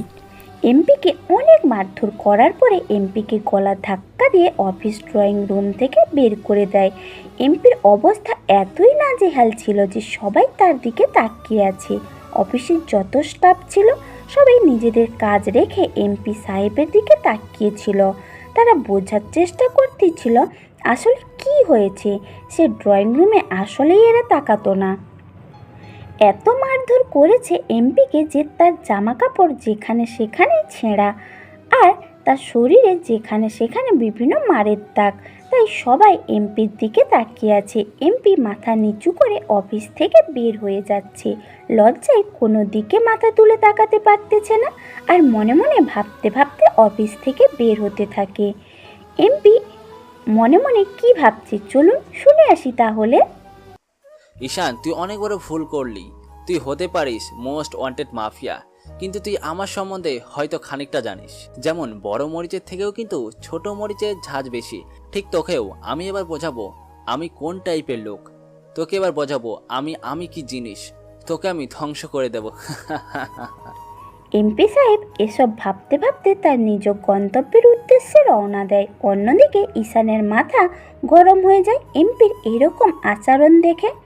তাই সাব্বির বলে ওঠে, ভাই তাকে কি মারাটা আমাদের উচিত হলো? সে পরে আমাদের কোনো ক্ষতি করতো। সাব্বিরকে আর কোনো কথা বলার সুযোগ না দিয়ে হাতের ইশারায় ঈশান সাব্বিরকে থামিয়ে দিয়ে বলতে শুরু করে, সাবির, যেটা হবে সেটা পরে দেখা যাবে। আমি অতীত আর ভবিষ্যৎ নিয়ে কখনো ভাবি না, আমি ভাবি বর্তমান নিয়ে। তাই আমার কেউ ক্ষতি করার আগে আমার ব্যাকগ্রাউন্ডে জানতে হবে যে আমি কে। সাব্বিরের আর ঈশানের এরকম চেঁচামেচির আওয়াজ অফিসের ড্রয়িং রুমের থেকে অফিসের বাইরে যে সকল মানুষেরা কাজ করতেছিল অফিসে, তারা তাদের এরকম চিল্লানি শুনে সেখানে দাঁড়িয়ে যায় আর একে অপরের সাথে বলতে থাকে, ফয়সাল ভাই দেখছেন, অফিসের ভেতর থেকে ঈশান স্যার আর সাব্বির স্যারের আওয়াজ আসছে। এমপি কি যেন একটা হয়েছে, আল্লাহ জানে আমাদের উপর দিয়ে আজকে কি যায়। ঠিক বলেছেন ম্যাডাম, তবে এমপি সাহেবকে দেখে এটা মনে হলো যে তার অবস্থা নাজেহাল হয়েছে। আর শালার হবেই না কেন, শালা যে দুর্নীতিবাদ একটা মানুষ। ফয়সাল ভাই আপনি একদম ঠিক কথা বলেছেন ভাই। আমি একটা বিপদে পড়েছিলাম, তো উপজেলা চেয়ারম্যানের কাছে গিয়েছিলাম। উপজেলা চেয়ারম্যান তখন আমাদের এমপি সাহেবের কাছে পাঠিয়েছেন। তো এমপি সাহেবের কাছে ঘটনাটা আমরা খুলে বলেছিলাম। হায় রে মোর কপাল ভাই, বলবো কি অবস্থা। বেটা কত টাকা চেয়েছে জানেন, বলার বাইরে ভাই। আচ্ছা মানিক ভাই, এমপি সাহেবকে নিশ্চয়ই সাব্বির স্যার মারধর করেছে, দেখলেন না? এমপি সাহেবের শরীরে যেখানে সেখানে কাপড় ছেঁড়া ছিল, আর বের হওয়ার যাওয়ার সময় মাথাটা কেমন জানি নিচু করেছিলেন। আচ্ছা যাই হোক, এমপি সাহেব মানুষটা খুবই খারাপ মানুষ, মানুষকে মানুষ বলে অন্যায় করে না। আর আমাদের ঈশান স্যার আর সাব্বির তো কখনোই অন্যায়কে প্রশ্রয় দেয় না। হয়তো এবারও এমপি সাহেব নিজে কিছু একটা করেছে এসেছিল, তাই গোপন পিটানি খেয়ে মাথা নিচু করে আছে। আচ্ছা ভাই, যা হবার তাই হোক। ব্যাপারটা এমপি জেনে এবার ইলেকশনে নাও জিততে পারে, এটাই আল্লাহর কাছে দোয়া করেন। না হলে গরিব মানুষকে না খেয়ে মরতে হবে। ভাই এবার তাহলে আমরা যার কাজে লেগে পড়ি। এমনিতেই 26 স্যারের মাথা গরম। আচ্ছা ঠিক আছে ভাই, তাহলে এখন আমরা কার্যক্রম করে তিনজনে মিলে কিন্তু ক্যান্টিনে যাব। আজকে আমি আমার পক্ষ থেকে কিন্তু অবশ্যই ট্রিট দিব। এই বলে যে যার মতো অফিসের কাজ করতে থাকে। অন্যদিক দিয়ে ঈশান আর সাব্বির অফিস ড্রয়িং রুম থেকে বের হয়ে যে যার অফিস কক্ষে নিজেদের কাজ করতে লাগে। এভাবে দেখতে দেখতে অফিসের টিফিনের সময় হয়ে যায়। যে যার মতো ক্যান্টিনে গিয়ে খাবার খেয়ে আবার অফিসের কাজে হাত লাগায়। এভাবে দেখতে দেখতে বিকেল 4টা বেজে যায়। তাই আজকে অফিস একটু তাড়াতাড়ি ছুটি দিয়েছে, কারণ ফারিয়া বলেছিল কোনো এক জায়গায় ঘুরতে যাবে। তাই আজকে অফিস একটু তাড়াতাড়ি ছুটি দিয়ে ঈশান আর সাব্বির বাসার উদ্দেশ্যে রওনা দেয়। বাড়িতে পৌঁছতে না পৌঁছতে ফারিয়া বলে ওঠে, তোমাদের দুজনের এখন আসার সময় হলো। সে কখন থেকে তোমাদের জন্য আমরা অপেক্ষা করতেছি। তোমাদেরকে না আজকে বলেছে অফিস থেকে তাড়াতাড়ি আসবে? আরে তুমি রেগে যাচ্ছ কেন? এসেছি তো, চলো তোমরা রেডি, আমরা এইভাবে বেরিয়ে পড়বো। কি বলিস সাব্বির? ভাবি আমরা এভাবে বেরিয়ে পড়ব। কই আমার ভাতিজাটা কোথায়? ওকে তো দেখছি না। ধ্রুব কোথায়? ধ্রুব তার রুমে, সেও রেডি হয়ে আছে। তাহলে চলো আমরা বেরিয়ে পড়ি। এইভাবেই তুমি একটু ধ্রুবকে নিয়ে আসো তো। ভাবি আমি যাচ্ছি। তারপর সাব্বির গিয়ে ধ্রুবকে তার রুম থেকে নিয়ে আসলো এবং বেরিয়ে পড়লো কোনো এক অজ্ঞাত জায়গায়, যেখানে ফারিয়া তাদেরকে নিয়ে যাচ্ছে সারপ্রাইজ দেওয়ার জন্য। তো চলুন জায়গাটা আমি আপনাদেরকে বলে দিই, আপনারা আবার তাদেরকে বলে দিয়েন না কেমন? পঞ্চগড় 0 পয়েন্ট। এটা পঞ্চগড় তেঁতুলিয়ার কাছে অবস্থিত। দেখতে অনেক সুন্দর মনোরম একটা পরিবেশ, চারিদিকে গাছপালা দিয়ে পরিপূর্ণ, যেখানে প্রাকৃতিক সবুজ দিয়ে ঘেরা এই সৌন্দর্য। আবার এখান থেকে কিছুটা দূর এগিয়ে গেলে পাওয়া যাবে নীলসাগর, যেখানে কোনো এক দুঃখী মানুষ তার এক বুক ভরা দুঃখ নিয়ে যদি সেই নীলসাগরের পানিতে মিশে যায়, মনটা নিমিষেই ভালো হয়ে যায়। তবে এর একটা অন্যতম গুণ আছে, সেটা হলো এর পানি চকচকে যেন আয়নার মতো।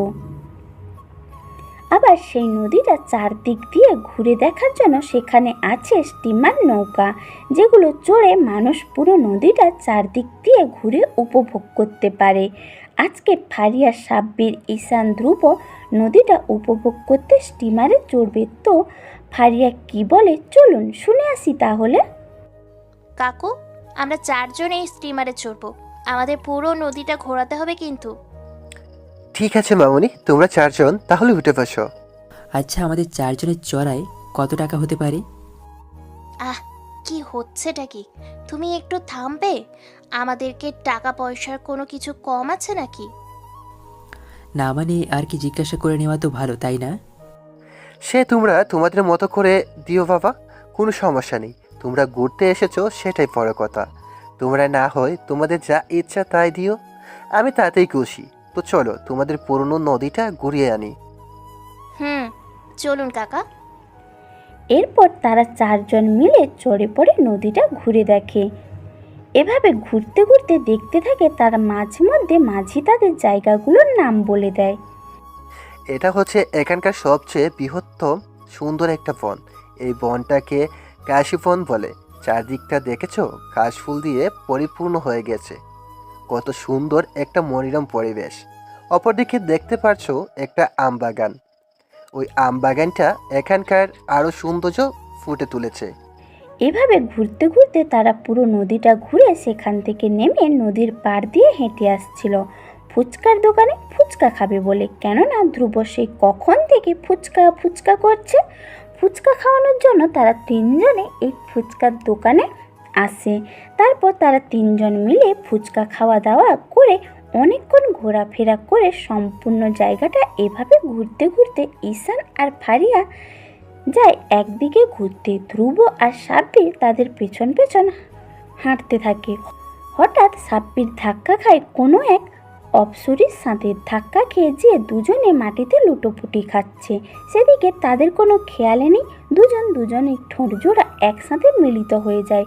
কেউ কোনো কথাই বলছে না, দুজনের দিকে তাকিয়ে আছে। মনে হচ্ছে যেন এখানে একটা সিনেমার শুটিং হচ্ছে। তা দেখে ধ্রুব বলে ওঠে, ইয়ে চাচ্চু পড়ে গেছে, চাচ্চু পড়ে গেছে, কি মজা। ধ্রুবর এরকম চিল্লানি শুনে ঈশান আর ফারিয়া পেছনে তাকিয়ে দেখতে পারে সাব্বির কারোর সাথে ধাক্কা খেয়ে মাটিতে লুটুপুটু খাচ্ছে। তারা দেরি না করে সোজা সাব্বিরের কাছে চলে আসে আর সেখানে এসেই বলতে থাকে, কিরে বাবা, কি হয়েছে? আর সাব্বির, তুই এভাবে ধাক্কা খেয়ে কিভাবে পড়লি? সাব্বির সেই এক ধ্যানেই আছে। ঈশান যে তাকে এত ডাকাডাকি করছে সেদিকে তার কোনো খেয়ালই নেই। তা দেখে এবার ফারিয়া বলে ওঠে, এই যে সাব্বির ভাইয়া, এখনো সেই মেয়েটির উপরেই পড়ে থাকবে নাকি উপরে উঠবে? ফারিয়ার এরকম কথা শুনে সাব্বির তাড়াহুড়ো করে সেই মেয়েটার ওপর থেকে উঠে দাঁড়ায়। এতক্ষণ এত কিছু ঘটে যাওয়ার কারণে মেয়েটির দিকে কেউ ভালো করে তাকায়ও নি। সবাই সাব্বিরকে নিয়ে ধরে পড়ে আছে। হঠাৎ ফারিয়া সেই মেয়েটির দিকে তাকিয়ে তো একেবারেই অবাক। তা দেখে ফারিয়া বলে ওঠে, সাথে ওই মেয়েটিও, মিষ্টি তুই? What a surprise! ফারিয়া, তুই সত্যি রে, তোকে আজ এতদিন পরে দেখি আমিও পুরাই সারপ্রাইজ হয়ে গেছি। আমিও ভাবতে পারিনি তোর সাথে এইভাবে দেখা হবে। আরে আমি তো ভাবতেই পারি নাই যে তোর সাথে এভাবে দেখা হবে। আজ থেকে কত বছর পর আবার দুজনের একসাথে দেখা হলো। এতক্ষণ দাঁড়িয়ে সবাই তাদের কাহিনী শুনছিল। আপনাদেরও খুব জানার ইচ্ছে করছে তাই না, যে কে এই মেয়েটি? চলুন তাহলে আপনাদের জানিয়ে দিই যে এই মেয়েটি কে। এর নাম মিষ্টি।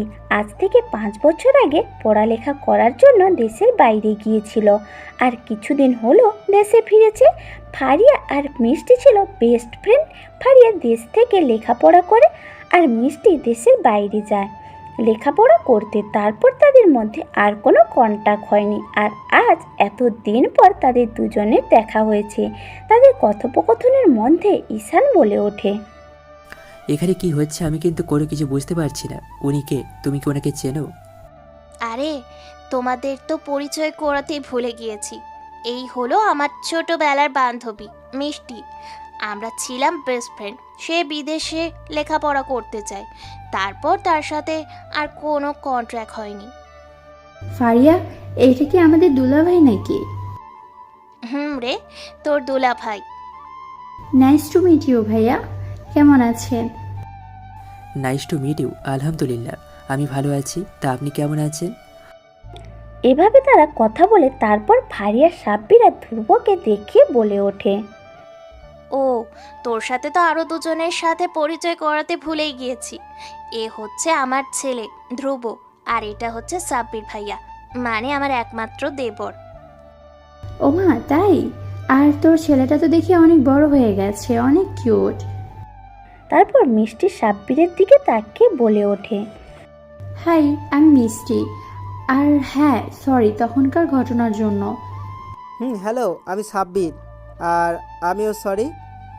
তখন ধ্রুবর সাথে দুষ্টুমি করতে করতে কখন যে আপনার সাথে ঢাকায় গেছি সেদিকে খেয়ালই ছিল না, তাই আবারও সরি। হ্যাঁ, ওকে মিস্টার সাব্বির, আমি কিছু মনে করিনি।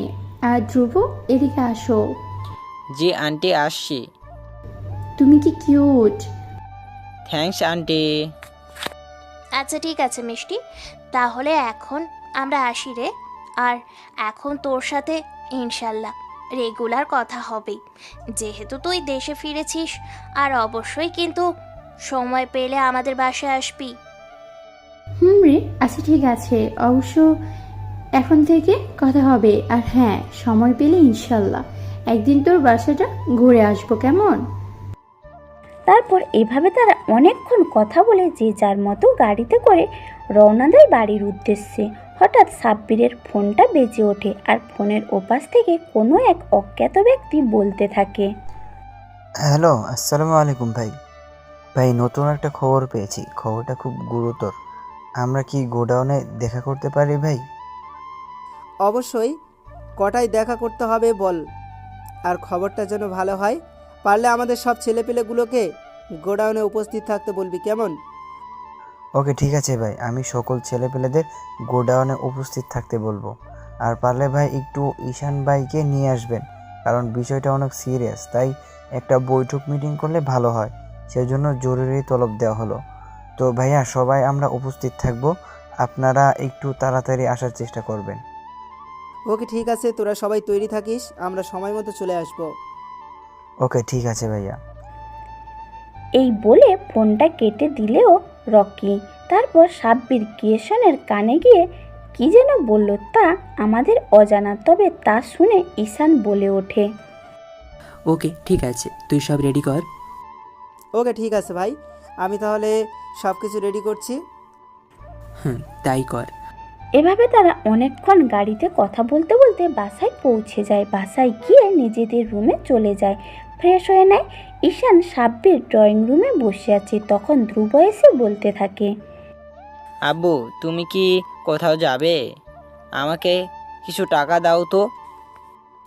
এই নাও, টাকা নিয়ে কি করবে? আচ্ছা এই নাও, এখানে 5,000 টাকা আছে। এই সন্ধেবেলায় তুমি এখন অফিস যাবে মানে? আর ওকে এতগুলো টাকা দিলে কেন? আমার 10টা না 5টা না, একটা মাত্র ছেলে, তার আবদার কি আমি অপূরণ রাখি? অফিসে একটা কাজ আছে, তাই সাব্বিরের আমি গিয়ে যাব আর আসবো। ঠিক আছে, বেশি রাত করবে না কেমন? ওকে সুইটহার্ট। সাব্বির তুই গিয়ে একটু গাড়িটা বের কর, আমি আসছি। ওকে ভাই ঠিক আছে। এই বলে সাব্বির একটা মুচকি হাসি দিয়ে সেখান থেকে চলে যায়। অন্যদিক থেকে ঈশানও একটা মুচকি হাসি দিয়ে ধীরে ধীরে ঈশান ফারিয়াতে থাকে, আর ফারিয়া পেছনে পেছোতে থাকে। তারপর ঈশান আচমকা ফারিয়ার ঠোঁট জোড়া নিজের দখলে নিয়ে নেয়। এভাবে প্রায় 5 মিনিট দুজনে রেসপন্স করতে থাকে। তারপর ফারিয়া ঈশানকে ধাক্কা দিয়ে সরিয়ে দিয়ে বলে ওঠে, আমাকে কি মারার প্ল্যান করতেছ নাকি? এইভাবে কেউ কিস করে? এমনিই তো আমাকে উপরে টিকিটটা ধরিয়ে দিতে।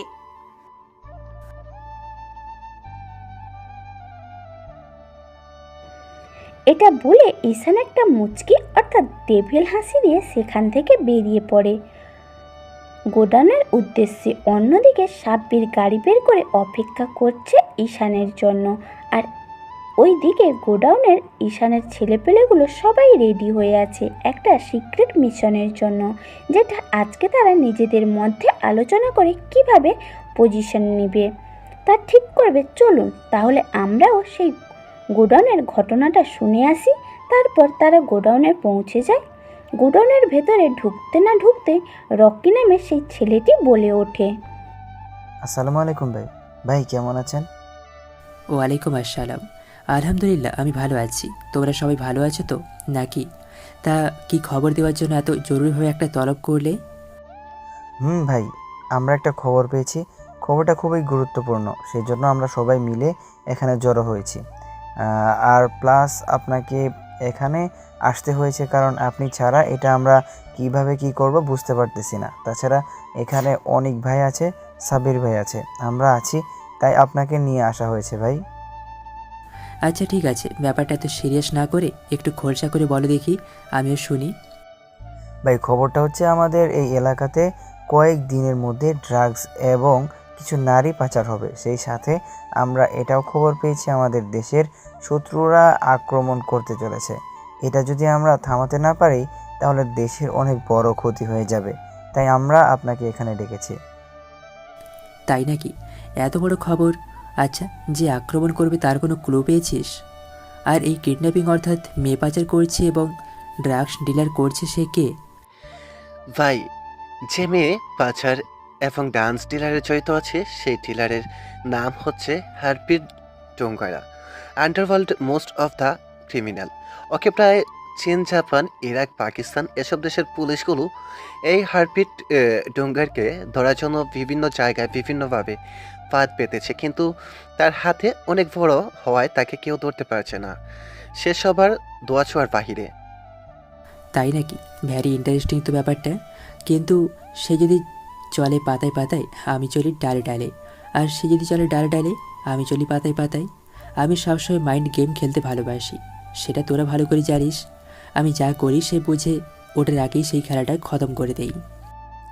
ভাই সবই ঠিক আছে, কিন্তু আমরা তাকে চিনব কিভাবে? কাজ করলে কেমন হয় ভাই? কীরকম? ভাই ওই হারপিট ঢুঙ্গারা এমনি তো আর এ শহরে আসবে না? নিশ্চয়ই তার এই শহরে অনেকগুলো ছেলেপেলে আছে বলে সে শহরে ঢোকার সাহস পাচ্ছে।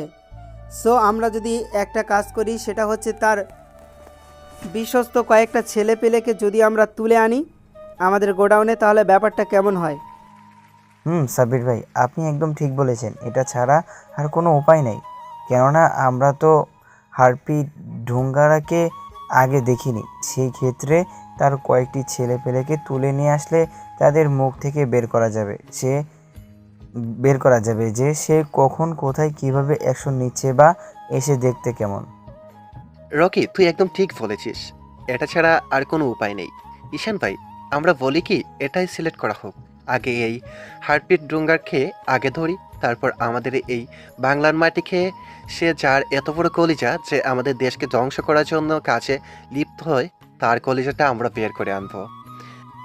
ওকে, ঠিক আছে, তোরা যেহেতু সবাই বলছিস সেক্ষেত্রে ওই সারা জানুয়ারির বাচ্চাগুলোকে নিয়ে আয় যারা আমার এই বাংলার জমিনের মাযাত্রীদের কলঙ্ক করতে চেয়েছে।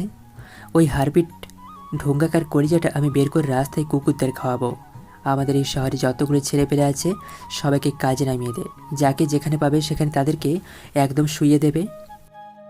ওকে ভাই, ঠিক আছে, তাহলে আমরা আমাদের পজিশনগুলো ঠিক মতো বুঝে নিই এবং আমি আমাদের ছেলেগুলোকে আমাদের সেক্টরগুলো বুঝিয়ে দেই। ভাই, আর একটা কাজ, সেটা হচ্ছে আমরা শুনেছি আমাদের দেশে আক্রমণ হতে চলেছে, কিন্তু আমরা জানি না যে আমাদের দেশে কে আক্রমণ করতে চলছে। সেক্ষেত্রে রকি আর আমাদের কিছু ছেলে পেলে সে হারপিট ডোঙ্গার লোকদের ধরে আনার চেষ্টা করুক, আর আমরা খুঁজে বের করার চেষ্টা করি কখন কোন সময় কে আমাদের দেশে আক্রমণ করতে চলছে। ভাই, অনেক একদম ঠিক বলেছেন, এটাই আমাদের করা উচিত। ওকে, ঠিক আছে, কথায় কখন কিভাবে কি ঘটনা ঘটে সেটা সব বুঝে নিবি সাব্বিরকে। আর তোদের কোনো বিপদ হলে যদি প্রয়োজন কাউকে ওপরে ওর টিকিট ধরিয়ে দিতে হয় তাহলে তাকে সেই টিকিটটা ধরিয়ে দিবি। নিজেদের জীবনে করে ঝুঁকি নিতে হবে না। তাদেরকে খুঁজে বের কর সেসব আগাছাগুলোকে যারা আমার পেছন থেকে বাঁশ মারে। ভাই, তাহলে আমরা যেভাবে প্ল্যান করলাম সেভাবেই আমরা কাজটা সম্পূর্ণ করব। এখন তাহলে ভাই বাসায় যাওয়া যাক, না হলে ভাবি আবার সন্দেহ করবে। এমনিতেই কিন্তু ভাবি জানে না যে আপনি এসব কাজে এখনও জড়িত আছেন। সাব্বির, তুই ঠিকই বলেছিস, তোর ভাবি দিন দিন অনেক ডেঞ্জারাস হয়ে উঠতেছে। কখন কি করে আমার উপরে তারই ঠিক নেই। এই শোন, তোরা সবাই তোদের মতো কাজ বুঝে নিস, আর সব সময় যা ঘটবে সেসব আপডেট সাব্বিরকে বুঝিয়ে দিবি। এবার তারা গাড়ি নিয়ে বেরিয়ে পড়ে বাড়ির উদ্দেশ্যে। অন্যদিকে অনিক আর রনি নিজেদের কাজ বুঝে নিয়েছে, কিভাবে কখন কি করতে হবে। বাড়িতে পৌঁছতে না পৌঁছতে ফারিয়া বলে ওঠে, তোমার এখন বাড়িতে আসার সময় হচ্ছে? তোমার আজ হচ্ছে, তোমার একদিন কি আমার একদিন। আর সাব্বির ভাই, আপনাকেও বলি হারি, খুব শীঘ্রই আপনাকে বিয়ে করাইতে হইবে, বুঝতে পারতেছি। কারণ আপনি যে এইভাবে ফড়িংয়ের মতো প্রজাপতির মতো তিরিং বিরিং করে ওড়াউড়ি করছেন, সেই জন্য বুঝি আপনার জন্য কাউকে আনতে হবে। তাছাড়া আমারও তো একটা সঙ্গীর প্রয়োজন, তাই না? সাব্বির, তোর ভাবি তো ঠিকই বলেছে। তুই এভাবে এদিক ওদিক কি ছোটাছুটি করছিস? বিয়ের তো আর কম বয়স হয়নি। বিয়ে করে নিতে পারিস না? তোর ভাবি তোর জন্য একটা মেয়ে সিলেক্ট করেছে, তাই না জানো? সাব্বিরকে কালকে ওই মেয়েদের ছবি দেখাবা কেমন? আমি তাহলে এখন যাই, রুমে ফ্রেশ হয়ে, অনেক ক্লান্ত তো তাই। দাঁড়াও, তুমি কোথায় যাচ্ছ? তোমার আজকে খবর আছে। কেমন তুমি বাসার বউ বাচ্চা রেখে বাইরে ঘোরাঘুরি করো? ইয়ে মানে জানো আমি আবার কি করলাম? ওখানে তো সাব্বির আছি, তাকে জিজ্ঞাসা করো না। এই বলে ঈশান সেখান থেকে চলে যায়। অন্যদিকে ফারিয়া সাব্বিরকে বলতে থাকে, ভাইয়া, আপনি কি এটা ঠিক করতেছেন? আপনার বিয়ের বয়স হয়ে গেছে আর আপনি কি না ঢ্যাং ঢ্যাং করে বেড়াচ্ছেন। দাঁড়ান, আপনার ব্যবস্থা করতেছি আমি খুব শীঘ্রই। মানে ভাবি, আসলে একটু কাজ করতে করতে দেরি হয়ে গেল। আমার বিয়ে করতে কোনো আপত্তি নেই, তুমি যাকে করতে বলবে আমি তাকেই বিয়ে করব। সত্যি? আমি যাকে বিয়ে করতে বলবো তুমি তাকে বিয়ে করবে? আচ্ছা, তাহলে আমার বান্ধবী মিষ্টিকে তোমার কেমন লাগে? মানে ওই আর কি, তোমার যা ইচ্ছে আর কি ভাবি। এটা বলে সাব্বির লজ্জা পেয়ে যায়, দৌড়ে তার নিজের রুমে চলে যায়। অন্যদিকে ফারিয়া হাসতে হাসতে বলে ওঠে, পাগল একটা, আমার বান্ধবীটাকেই কাজে লাগাতে হবে। এসব ভাবছে ফারিয়া। অন্যদিকে ঈশানের ছেলেগুলো সবাই হন্য হয়ে খুঁজে বেড়াচ্ছে তাদের যেসব অজ্ঞাত ব্যক্তিদের যারা জঘন্যতম অন্যায় করতে চলেছে, মেয়ে পাচার এবং ড্রাগস ডিলারকারী, সেই সব ব্যক্তিদের খুঁজে বেড়াচ্ছে হন্য করে। তারা অলিতে গলিতে যাকে যেখানে পাচ্ছে তাকে জিজ্ঞাসা করতেছে, যাকে যেখানে পাচ্ছে হারপিট টুঙ্গারার লোকদেরকে সেখান থেকে ধরে তুলে নিয়ে আসতেছে তাদের গোডাউনে। এরই মধ্যে প্রায় 10 থেকে 12 জনকে গোডাউনে নিয়ে চলে এসেছে। তারপর রকি সাব্বিরকে ফোন করে বলে ওঠে, হ্যালো, আসসালামু আলাইকুম সাব্বির ভাই। ভাই, আমরা প্রায় 10 থেকে 12 জন হারপিট ঢুঙ্গারার দলের ছেলেপেলেগুলোকে তুলে নিয়ে চলে এসেছি আমাদের গোডাউনে। আপনারা কি আসতে পারবেন, নাকি আমরা নিজেরাই কাজটা সেরে ফেলবো? কি তোরা এত তাড়াতাড়ি তাদেরকে ধরতে পারলি? খুব ভালো কাজ করেছিস। আমরা খুব শীঘ্রই চলে আসব। তোরা এরই মধ্যে তোদের কাজ শুরু করে দে। আমরা শুধু গিয়ে গেমটা ওভার করব। খেলিস খতম। ঠিক আছে ভাই, আমরা তাহলে আমাদের গেমটা শুরু করে দিই। আপনি খুব শীঘ্রই চলে আসবেন। এই বলে রকি ফোনটা কেটে দেয়। তারপর সাব্বির গিয়ে ঈশানকে মেসেজ করে বলে ওঠে। ঈশান বিছানায় বসে ফোন চাপাচাপি করতেছিল। হঠাৎ স্ক্রিনে তাকিয়ে দেখতে পায় সাব্বির মেসেজ করেছে। তাই সে মেসেজটা ওপেন করে পড়তে শুরু করে। চলুন মেসেজে কী লেখা আছে সেটা আমরা শুনে আসি। ভাইয়া, রকি ফোন করে বলল যে হারপিট ঢোঙ্গার ছেলেপেলেগুলোকে ধরে এনেছে আমাদের গোডাউনে, তাই যেতে বলল। তো ভাইয়া, তুমি কি যাবা নাকি আমি একাই যাব? লেখাটা পড়ে SMS ছোট্ট করে একটা মেসেজ করে বলে দেয়, গাড়ি বের করো। তারপর তারা দুজনে গাড়ি নিয়ে বেরিয়ে পড়ে গোডাউনের উদ্দেশ্যে। পৌঁছে যেতে না যেতে তাদের ছেলেপেলেগুলো গোডাউনের উপস্থিত হয়ে যায়। গোডাউনের ভেতরে গিয়ে সাব্বির বলে ওঠে, কোথায় সেই শালা জানোয়ারের বাচ্চাগুলো, শালা কুত্তার বাচ্চাগুলো কোথায়? এই রকি, কোথায় রে তুই? শালা কুত্তার বাচ্চাগুলোকে নিয়ে আয় আমাদের সামনে, দেখি তাদের কলিজাগুলো কত বড় হয়েছে যে আমাদের সাথে পাঙ্গা নেই। ভাই, শালা হারামজাদাগুলোকে ভেতরে বেঁধে রেখেছি চেয়ারের সাথে, চলুন আপনারা। তারপরে ঈশান আর সাব্বির গোডাউনের একটা রুমের ভেতরে যায়। সেখানে দেখতে পায় কয়েকটি ছেলেকে চেয়ারের সাথে বেঁধে রেখেছে এবং প্রচণ্ড মারধর করেছে। স্পষ্ট বোঝা যাচ্ছে। তারপর সাব্বির আর ঈশানকে 2টা চেয়ারে এগিয়ে দেয়। তারপর ঈশান ছেলেগুলোর সামনে বসে বলতে শুরু করে, আহা রকি, তোর কি একটু দয়া মায় নেই? এভাবে বেচারাদের কেউ মারে? আচ্ছা, মেরেছিস তো মেরেছিস, কোনো কিছু বের করতে পেরেছিস কি? না ভাই, এত মারধর করার পরও কোনো কিছু বের করতে পারিনি। আমরা মারধর করে ক্লান্ত হয়ে গিয়েছি, আর তারা মার খেয়েও ক্লান্ত হয়নি। শালাগুলোর শরীরের চামড়াগুলো মনে হয় গন্ডারের চামড়া দিয়ে তৈরি। আমি জানতাম তোদের দ্বারা কোনো কিছুই হবে না। আরে বোকা, এত মারধর কেউ করে? ছোট 2টা কাজ করবি, দেখবি সুরসুর করে সব কিছু পেটের ভেতর থেকে তোকে বের করে দেবে। খুলে বলবে। তারপর ঈশান আর কোনো কথা না বলে পকেট থেকে কয়েকটা বিলেটের প্যাকেট বের করে টেবিলের উপর রাখে এবং প্যাকেটগুলো থেকে বিলেটগুলো খুলতে শুরু করে। তা দেখে ইরমান বলে ওঠে, তোরা কে রে? আমাকে চিনিস? তোরা জানিস আমি কার লোক? আমি কার লোক শুনলে তোরা ফ্যানটে হিসি করে ফেলবি। আর তোরা এসেছিস আমাকে তুলে। তোরা নিজের জীবন বাঁচাতে চাইলে আমাকে যে অবস্থায় যেখান থেকে তুলে নিয়ে এসেছিস সেখানে সেই অবস্থায় রেখে আয়। কেন রে, তোর কি মনে হচ্ছে, নাকি আমাদের দেখে তোর জোকার মনে হচ্ছে? রাইট, অ্যাবসলিউটলি রাইট, তুই ঠিক বলেছিস। তোদের সবাইকে দেখে জোকারই মনে হচ্ছে আমার কাছে। এটা শুনে যেন ঈশানের মাথায় রাগ উঠে যায়। কোনো কিছু কেউ বুঝে ওঠার আগে ঈশান ইমরানের কানের নিচে পরপর কয়েকটা চর বসিয়ে দেয়। চরের শব্দগুলো এত জোরে ছিল যে পুরো বিল্ডিংটা যেন থরথর করে কাঁপতেছিল। পুরো রুমটা যেন একদম নিস্তব্ধ হয়ে যায়। কারো মুখ দিয়ে কোনো কথাই বের হচ্ছে না। তারপর ঈশান বলতে শুরু করে, কোথায়, কখন তোর বয়স? মানে হারপিট ঢুঙ্গার মেয়ে পাচার এবং ড্রাগস ডিল করব? সত্যি করে বলবি তো? এখান থেকে সোজা বেরিয়ে যাবি। তোকে কেউ টাচ পর্যন্ত করবে না। আর মিথ্যা বললে তো জানিসই তার শাস্তি কি হতে পারে। আবে, কে রে তুই যে তোর কাছে আমাকে কবিয়ত দিতে হবে? আমরা কখন কি করব তা কোনো কিছুই তোকে বলবো না। তুই কি করবি করে নে। সত্যি তুই বলবি না? তখন ইমরান চিৎকার দিয়ে বলে ওঠে, এই শালা জারাজের বাচ্চা, তোকে আমি বললাম না তুই আমার মুখ থেকে কোনো কথাই বের করতে পারবি না। এই কথাটা শুনে ঈশানের যে রাগটা আরও দুগুণ হয়ে যায়। রাগে তার পুরো শরীরটাই কাঁপছে, মনে হয় যে এক্ষুনি ফেটে যাবে। ঈশান তার রাগ কোনোভাবেই সামলাতে পারছেন না, তাই কোনো কিছু কেউ ভেবে ওঠার আগে ঈশান ইমরান সহ প্রায় 5 থেকে 6 জনের বেল্ট দিয়ে হাতের শিরা কেটে দেয়। মুহূর্তেই যেন পুরো রুমটা লাল রক্তে ছুঁয়ে যায় এবং ঈশান একের পর এক তাদের হাতে বেল্টের দিয়ে আঘাত করতে থাকে এবং এই পর্যায়ে তারা সেখানে মারা যায়। ঈশানের এরকম রূপ দেখে কেউ কোনো কিছু বলার সাহস পাচ্ছে না। তার পাশে বসে থাকা ইয়াস নামের আরেকটি ছেলের কাছে এগিয়ে এগিয়ে ঈশান বলতে শুরু করে, কিরে তুই নিজে বলতে শুরু করবি নাকি তোকে 3rd ডিগ্রি দিতে হবে? ঈশানের এরকম কথা শুনে সেখানে আরও 5 জন বসে থাকা ভয়ে শেষ। তাদের জীবন যেন যাই অবস্থা। তাদেরকে চেয়ারের সাথে বেঁধে রেখেছে রকি।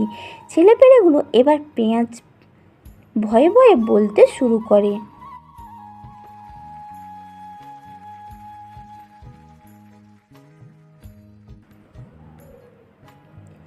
এটা শোনার সাথে সাথে ঈশান কম থেকে একটা 4 পয়েন্ট ক্যালিভারের রিভেল বের করে শাট করে বুলেট ভরে দিল সেখানে বেঁধে রাখা সেই সব ছেলেপুলের গুলোর কপালে। এখন পুরো রুমটাই শুধু বুলেটের আওয়াজ পাওয়া যাচ্ছে, তাছাড়া আর কোনো আওয়াজই শোনা যাচ্ছে না।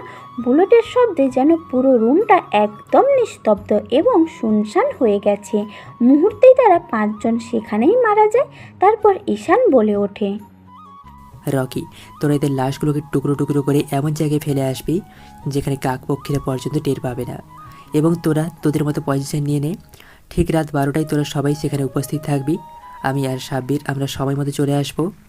হি ইজ দ্য ক্লিয়ার? ওকে ঠিক আছে ভাই, শালাগুলাকে এমন জায়গায় ফেলবো যেখানে কাকপক্ষীরা পর্যন্ত টের পাবে না, আর আমরা আমাদের সময় মতো সেখানে পৌঁছে যাব। শুধু আপনারা ঠিক সময় মতো চলে আসেন। ওকে ঠিক আছে। এটা বলার সাথে সাথে সেখান থেকে ঈশান ও সাব্বির বেরিয়ে পড়ে বাড়ির উদ্দেশ্যে। অন্যদিকে রকি ও তার দলবল তাদের লাশগুলোকে টুকরো টুকরো করে কোনো এক অজ্ঞাত জঙ্গলে ফেলে আসে এবং নিজেদের পজিশনের জন্য বন্দুক, বিভিন্ন প্রকার অস্ত্র তারা সংগ্রহ করে নেয়। অন্যদিকে ঈশান ও সাব্বির বাসায় এসে ফ্রেশ হয়ে টানা একটা ঘুম দেয়। এখন রাত বাজে 12টা। ঈশান, সাব্বির, রকি, অনিক ও তার দলবল সবাই গার্লস স্কুলের পাশে যে গরুস্থানের রাস্তাটা আছে সেই চারিদিকে দিয়ে ঘিরে ফেলেছে শুধুমাত্র হারপিট টুঙ্গারায় তার দলবলকে ধরার জন্য। হঠাৎ 2 দিক দিয়ে 2টো কালো রঙের গাড়ি সেই জায়গায় উপস্থিত হয় এবং সেই গাড়িগুলোর পেছনে আছে 2টি করে ট্রাক। তারপর সেই গাড়ি দুটির ভেতর থেকে 2টি আগন্তুক বেরিয়ে আসে। আগন্তুক দুটির পরনে আছে, মাথায় আছে কালো রঙের ক্যাপ, মুখে রঙিন মাস্ক, পরনে লাল নীল চেক শার্ট, হাঁটুতে ছেঁড়া পায়ে কেচ। নিজেদের মধ্যে কথা বলতে থাকে এবং হ্যান্ডশেক করে যখনই গাড়িতে গিয়ে বসতে যাবে ঠিক তখনই কোথা থেকে যেন শুরু হয় বুলেটের শব্দ। এখন শুধু চারিদিক দিয়ে গোলাগুলি আর গোলাগুলিই হচ্ছে। হরিপিট টুঙ্গারা ও তার দলবল কোনো কিছু করে ওঠার আগেই নিমিষেই হরিপিট টুঙ্গারার লোকেরা সেখানে মারা যায় এবং হরিপিট টুঙ্গারা যখনই পালাতে যাবে তখনই ঈশান, সাব্বির, অনিক, রকি চারিদিক দিয়ে ঘিরে ফেলে ওকে। তারপর হরিপিট টুঙ্গারা ভয়ে ভয়ে বলতে শুরু করে, কে তোরা? আর তোরা আমাকে চারিদিকে ঘিরে রেখেছিস কেন? তোরা জানিস আমি কে? তোরা আমার লোকদের মেরেছিস, তোদের কাউকে আমি ছাড়বো না। শুধু এখান থেকে আমাকে একবার যেতে দে। শরীরে ছাগলের কথা, ছাগল যখন ছাড়া থাকে তখন খুব ছটপট করে। যখনই তার গলায় রশি বাঁধা পড়ে তখনই তার ইতরানি ঠান্ডা হয়ে যায়। ঠিক তোর অবস্থা হয়েছে এমনই। প্লিজ তোরা আমাকে যেতে দে। আমি আর কোনো দিন অন্যায় করব না। আমি এদেশ থেকে চলে যাচ্ছি, আর এদেশের মাটিতে কোনো দিন পা রাখবো না। তোরা আমাকে একেবারের মতো ছেড়ে দে। আমি যত অন্যায় করেছি সব অন্যায়ের জন্য ক্ষমা চাচ্ছি। আমাকে তোরা যেতে দে, তোদের পায়ে পড়ি। চুপ সারা জানোয়ারের বাচ্চা, একদম কথা বলবি না। তুই আমাদের দেশে এসে আমাদের দেশ থেকে নারী পাচার করবি? তোর এত বড় কলিজা! তোকে এখানে মেরে এখানে পুঁতে দেবো রে। তুই জানিস না তুই কার শহরে ঢুকেছিস? তারপর আর কোনো কথা না বলে ঈশান পুরো 6টা বুলেট ভরে দেয় হরিপ্রীত টুঙ্গারার কপালের ঠিক মাঝ বরাবর। নিমিষেই হরিপ্রীত টুঙ্গারা সেখানেই মারা যায়। তারপর ঈশান বলে ওঠে, তোরা গাড়ি দুটো চেক করে দেখ কি আছে, দুটো চেক করে আমাদের গোডাউনে নিয়ে চল। ঈশানের কথা মতো সাব্বির গিয়ে একটা ট্রাক খুলে দেখে সেখানে টাকা ভর্তি পুরো ট্রাক। অন্য ট্রাক ছাপ খোলার সাথে সাব্বির যাকে দেখে সে তাকে দেখে সেখানে পুরো নিস্তব্ধ হয়ে যায়, কেননা হঠাৎ করে মিষ্টি দৌড়ে এসে সাব্বিরকে জড়িয়ে ধরে এবং ফুপিয়ে ফুপিয়ে বলতে শুরু করে, আপনি এখানে কি করে? আমিও তো বুঝতে পারছি না যে আপনি এখানে কিভাবে। আর আমরা আপনাদের বাঁচাতে এসেছি। আগে বাড়ি চলুন, তারপর আপনাকে সবটা খুলে বলবো। চলুন। তারা আমাকে একটা শপিং মল থেকে তুলে নিয়ে এসেছিল এবং এখানে একদিন ধরে আমাকে আটকে রেখেছে। আমি বাসায় যেতে চাই। চলুন প্লিজ, আমাকে বাসায় গিয়ে দিন। তারপর সাব্বির সব মেয়েগুলোকে তাদের নিজ নিজ জায়গায় পৌঁছে দিতে বলে। মিষ্টিকে তার সাথে করে নিয়ে ঈশানের সামনে আসে আর বলে, ভাইয়া, ভাবির বান্ধবী মিস মিষ্টি, তাকেও এখানে তুলে নিয়ে এসেছিল এবং আমি বাকি মেয়েগুলোকে তাদের নিজ নিজ গন্তব্যে পৌঁছে দিতে বলেছি। আইসি শোনো, মিষ্টি এখানে যা যা হয়েছে তাই যেন একটাও ফারিয়া না জানে। তোমাকে আমি সব পরে খুলে বলবো। এখন চলো আমাদের সাথে, আমাদের বাসায় যাবে। রকি, অনিক, তোরা পুরো জায়গাটা পরিষ্কার করে দিবি যেন এখানে একটা রক্তের ফোঁটা পর্যন্ত না থাকে। এটা বলার পর ঈশান সাব্বির আর মিষ্টি যখন পেছনে ঘুরে হাঁটা দেবে ঠিক তখনই মিষ্টি দেখতে পারে সাব্বিরকে কেউ একজন গুলি করতে যাচ্ছে। তখনই কোনো কিছু বুঝে ওঠার আগেই মিষ্টি গিয়ে সাব্বিরের পেছনে দাঁড়ায় আর সাথে সাথে মিষ্টির পেটে বুলেটের অফর করে দেয় আর মিষ্টি সেখানেই পড়ে যায়। বুলেটের শব্দ শুনতে পেয়ে সবাই পেছনে তাকিয়ে দেখতে পায় মিষ্টি সাব্বিরের পেছনে পড়ে আছে। তখনই সাব্বির আর কোনো কিছু না ভেবে যেদিক দিয়ে গুলিটা এসেছিল সেদিকে তাকিয়ে দেখতে পায় হরিপ্রীত টুঙ্গারা একটা লোক এখনও জীবিত আছে এবং সেই গুলিটা করেছে। সাব্বির আর দেরি না করে বন্দুক বের করে শট করে সে লোকটির কপালে পুরো 6টা বুলেট ভরে দেয়। দৌড়ে মিষ্টিকে কোলে করে নিয়ে গাড়িতে বসায়। এখন ঈশান ড্রাইভিং করছে আর সাব্বির মিষ্টির মাথাটা নিজের কোলে নিয়ে বলতে শুরু করে, এই মিষ্টি, তোমার কোনো কিছুই হবে না। আমি তোমার কোনো কিছু হতে দিব না, তুমি চিন্তা করো না। আমরা এখনই হসপিটালে পৌঁছে যাব। কিছুক্ষণের মধ্যে ঈশান ও সাব্বির হসপিটালে পৌঁছে যায়। তারপর তারা তাড়াহুড়ো করে ডাক্তার ডাকে মিষ্টিকে নিয়ে অপারেশন থিয়েটারে নিয়ে যায়। ডক্টর অপারেশন থিয়েটারের রুমে মিষ্টির অপারেশন করছে। অন্যদিকে ঈশান ফারিয়াকে এখানে আসতে বলে। সবাই এখন হসপিটালের বাইরে অপেক্ষা করছে। এভাবে কয়েক ঘন্টা পরেই অপারেশন সাকসেসফুল হয়। সবাই মিষ্টিকে দেখতে কেবিনেই যায়। তারপর সবাই অনেক কথা বলে এভাবে কেটে যায় বেশ কিছুদিন। এর মধ্যেই সাব্বির মিষ্টির জন্য অনেক কিছু করেছে, তার অনেক সেবা যত্ন করেছে। এভাবে দেখতে দেখতে পেরিয়ে যায় প্রায় 10 থেকে 15 দিন। অন্যদিকে, হ্যালো ভাই, আমরা তো তাকে খুঁজে পেয়েছি যে আমাদের দেশে আক্রমণ করতে চেয়েছিল। ভাই, এই কাজের সাথে এমপি জড়িত আছে। কি ওই শালা জানোয়ারের বাচ্চা এমপিকে তোরা খুঁজে বের কর। তাকে যেখান থেকে হোক, পারলে পাতাল থেকে হলেও খুঁজে বের কর, তারপর আমার সামনে নিয়ে আয়। ভাই, আমরা এমপিকে খোঁজার জন্য ছেলে পেলে লাগিয়ে দিয়েছি, কিন্তু এমপিকে কোথাও খুঁজে পাচ্ছি না। খবর পেলে আপনাকে জানাবো ভাই। এই বলে ফোনটা কেটে দেয় অনেক। এভাবে কেটে যায় বেশ কিছুদিন। এর মধ্যেই সাব্বির আর মিষ্টির বিয়ে হয়ে যায়। এখন বাসর ঘরে বউ সেজে বসে আছে মিষ্টি।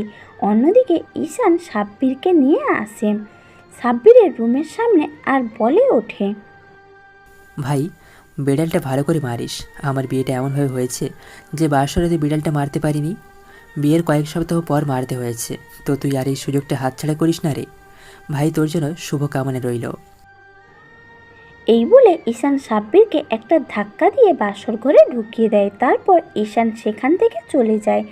সাব্বির ধীরে ধীরে এগিয়ে যাচ্ছে খাটের দিকে। বউ সেজে খাটের মাঝ বরাবর বসে আছে মিষ্টি। সাব্বির মিষ্টির সামনে বসে এবং মিষ্টির মুখ থেকে ঘোমটাটা সরিয়ে দিয়ে কি মিসেস মিষ্টি, শেষ পর্যন্ত আমার বউ বানিয়েই ছাড়লাম। এটা বলে সাব্বির মিষ্টিকে বেসনায় ছুঁয়ে দিয়ে একে একে তার শরীর থেকে গয়না এবং আরও কিছু বললাম না, বাকিটা ইতিহাস। তারপর তারা ভালোবাসার অতল সাগরে ডুব দেয়, যেখানে শুধু সুখ আর সুখ, শান্তি আর শান্তি। পৃথিবীর সব সুখ যেন সেখানে। এতটা ভালোবাসায় তারা মগ্ন হয়ে যায়। পরের দিন সকালে সবাই একসাথে ড্রয়িং রুমে খাবার খেয়ে সাব্বির আর ঈশান বেরিয়ে পড়ে অফিসের উদ্দেশ্যে। তখনই সাব্বিরের ফোনটা বেজে ওঠে। ফোনের ওপাশ থেকে বলতে শুরু করে, হ্যালো সাব্বির ভাই, আমরা এই শালার এমপি বাচ্চাটিকে খুঁজে পেয়েছি। সে বর্তমানে সিলেটের একটা বৃহত্তম হোটেলে আছে। তাই নাকি? তোরা সবাই গোডাউনে চলে আয়, আমি আর ঈশান ভাই গোডাউনে এখনই চলে আসছি। ওকে ভাই, ঠিক আছে। তারপর ঈশান আর সাব্বির গাড়ি নিয়ে বেরিয়ে পড়ে গোডাউনের উদ্দেশ্যে। সেখানে গিয়ে তারা বলতে শুরু করে, অনিক, তুই কি শিওর যে ওই সালে এমপি সিলেটের বৃহত্তম হোটেল অবস্থান করেছে? যদি এই কথা সত্যি হয় তাহলে কালকে আমরা রওনা দেব। আমাদের জ্যাক প্যালেন্ট হেলিকপ্টারগুলো রেডি করবি। ওকে ভাই, ঠিক আছে। আমি সব হেলিকপ্টারগুলো এক জায়গায় করতেছি এবং সব ছেলেগুলোকে আমি আমাদের গোডাউনে চলে আসতে বলি। কাল সকালে আমরা রওনা দেব তাহলে আমাদের মিশনের উদ্দেশ্যে। ইউ আর অ্যাবসলিউটলি রাইট, তুই একদম ঠিক বলেছিস। আমরা কাল সকালেই রওনা দেব আর ওই সালে এমপির খেল খতম করব। এটা বলে তারা চলে আসে বাড়িতে। অন্যদিকে অনেক সব হেলিকপ্টার এক জায়গায় করে এবং তাদের সকল ছেলেগুলোকে গোডাউনে নিয়ে আসে। অন্যদিকে ঈশান আর সাব্বির বাড়িতে ঢোকার সাথে সাথে মিষ্টি বলে ওঠে। মিষ্টির মুখে ফারিয়ার কথা শুনে ঈশান অনেকটাই ঘাবড়ে যায় আর ভয়ার্ত কণ্ঠে বলে ওঠে, তুমি এসব কি বলছো ফারিয়ার? কিছুই হয়নি তো? তার কি হয়েছে আমাকে খুলে বলো প্লিজ। কি ব্যাপার মিষ্টি, তুমি কোনো কিছু বলছো না কেন? এভাবে চুপ করে আছো কেন? ভাবির কি হয়েছে বলো? ভাইয়া, আপনি উপরে যান আর ভাবির মুখ থেকে নিজেই শুনে নিন। আর তুমি এখানে থাকো, তোমার এখনও আমি ক্লাস নেব। ওকে ঠিক আছে, তোমরা থাকো, আমি ফারিয়ার কাছে গিয়ে তার কি হয়েছে দেখি। তারপর ঈশান এক দৌড়ে ফারিয়ার রুমে চলে যায়। রুমে গিয়ে ফারিয়াকে বলতে থাকে কান্না করতে করতে, এই ফারিয়া, তোমার কি হয়েছে? মিষ্টি কি এসব বললো? কি হয়েছে জান বাকি? প্লিজ আমায় বলো, তুমি শুয়ে আছো কেন এই অসময়ে? ধুর পাগল, তুমি এভাবে কান্না করতেছো কেন? আমার কিছুই হয়নি, তোমার জন্য একটা নতুন সারপ্রাইজ আছে। পাগল, এভাবে কেউ কান্না করে? তারপর ফারিয়া ঈশানকে তার পাশে বসে ঈশানের দুটি হাত নিজের পেটে রেখে বলতে শুরু করে, এই যে আমার পেটের ওপরে হাত রেখে তোমার কি মনে হচ্ছে?